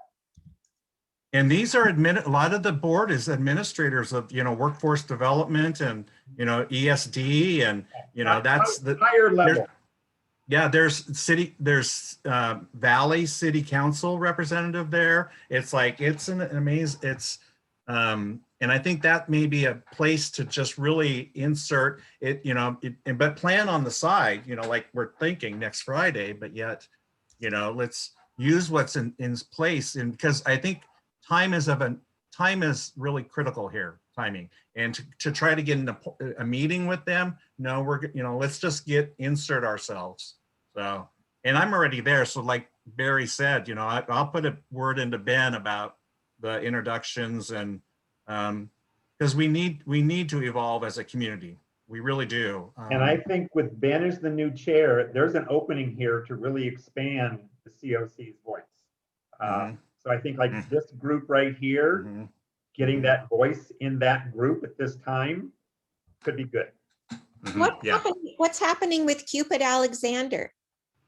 Does anyone know? Hold on. Oh, I'm not on mute. We've talked to him several times. We've met with him maybe 2 or 3 times, and I like him. And I don't know, Barry can maybe I feel like you might feel the same way, but I don't know.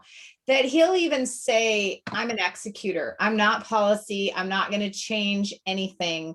They tell me what to do and I'm going to do it. So I don't feel, we kind of met with him enough and talked to him about sweeps and day centers. And he was kind of like, yeah, I totally agree with you, but you need to talk to people who make decisions. I don't really make decisions. I'm an executor. And that's kind of, I don't know if anyone else has met with him. And Barry, if you think that too, or you think that you could change anything, but we kind of got the feeling that you don't really change anything through Cupid.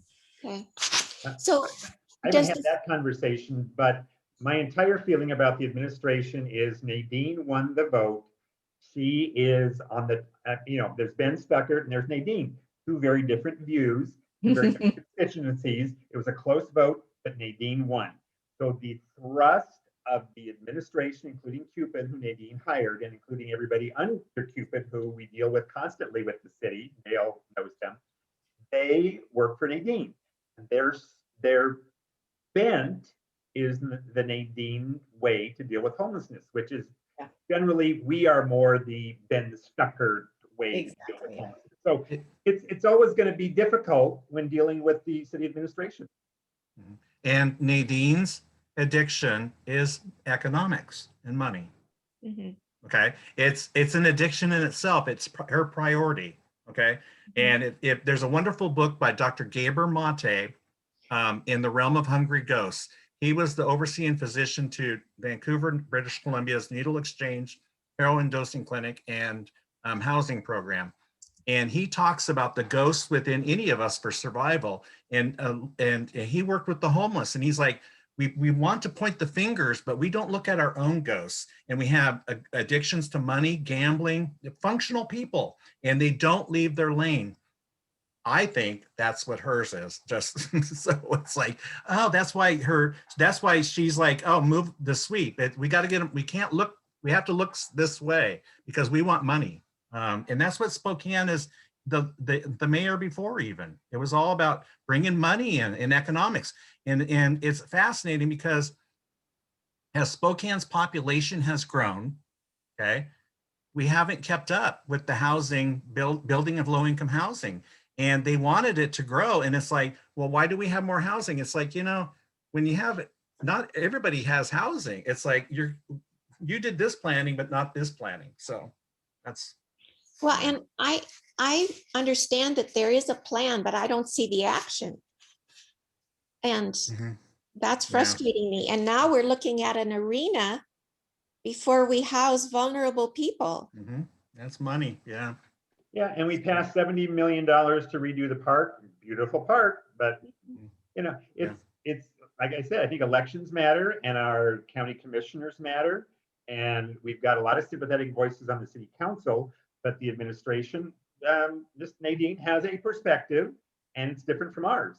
So we've got to somehow get voices and try to move it. At least that's my view. Yeah. Anyway. So I hope people on YouTube are liking this. They're listening. There was one more question that I wanted to ask before everyone broke up, if I have a chance. Sure. So my concern earlier this week, the last few nights have been freezing or below freezing. And next week, Sunday, and then Tuesday through Friday, it's going to be freezing or below freezing again all night. And that's one of the criteria for activation of the emergency warming center and getting people out of the cold. Is anything happening with that? It's part of the question I was asking the city, over the weekend and then again this morning. We need to all send a message. Not that that's going to do anything, but we should do it. Reminder, yeah. There has been another change in some of the staffing at the city. So I think so we need to be, I don't know what dedication to who would take care of that now. So if it's Cupid or if it's, Tim's, or it's supposed to be, according to the ordinance, it's CHHS, that department is supposed to see to the, the activation of that center and making sure it's running appropriately and all of that. And I brought it to their attention last month when the cold spell was coming, and they never got back to me. I mean, Brienne said that they were going to talk about it at a Monday meeting, and then I never heard back. And then suddenly they had this hotel voucher thing they were doing instead. And so I'm really confused about what's going on with that. Because open ordinance, they're supposed to be opening that up. Well, I mean, I just a suggestion, because like, I don't know what ordinance, specific ordinance you're talking about, but because you're familiar with it, it would be great if you want to put together a really quick, like, couple lines, and then you could put it out on the listserv and ask all 1,300 people to write, to just copy and paste that and tell them who to send it to. Should we send, and I don't know, should we send it to Cupid? Should we send it to Nadine? Should we send it to city council members? But I think if you just put something together and quoted it, I bet you might get a couple hundred people, right? Yeah. Yeah, and it's got to go to all those people. Okay. Yeah. So who's going to? Yep, I'm going to take care of 2 emails. The one for next Friday's meeting, and then the one for the activation. Yeah, and quote the ordinance you're talking about.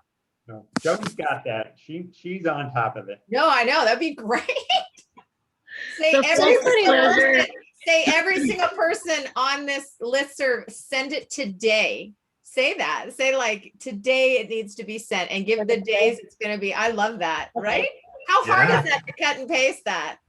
Right? I love it. Okay. Does anybody know how much the hotel vouchers cost? Like the whole package or whatever? I don't, but I'm on the watch and low. I'm trying to figure out where I heard this on some conference.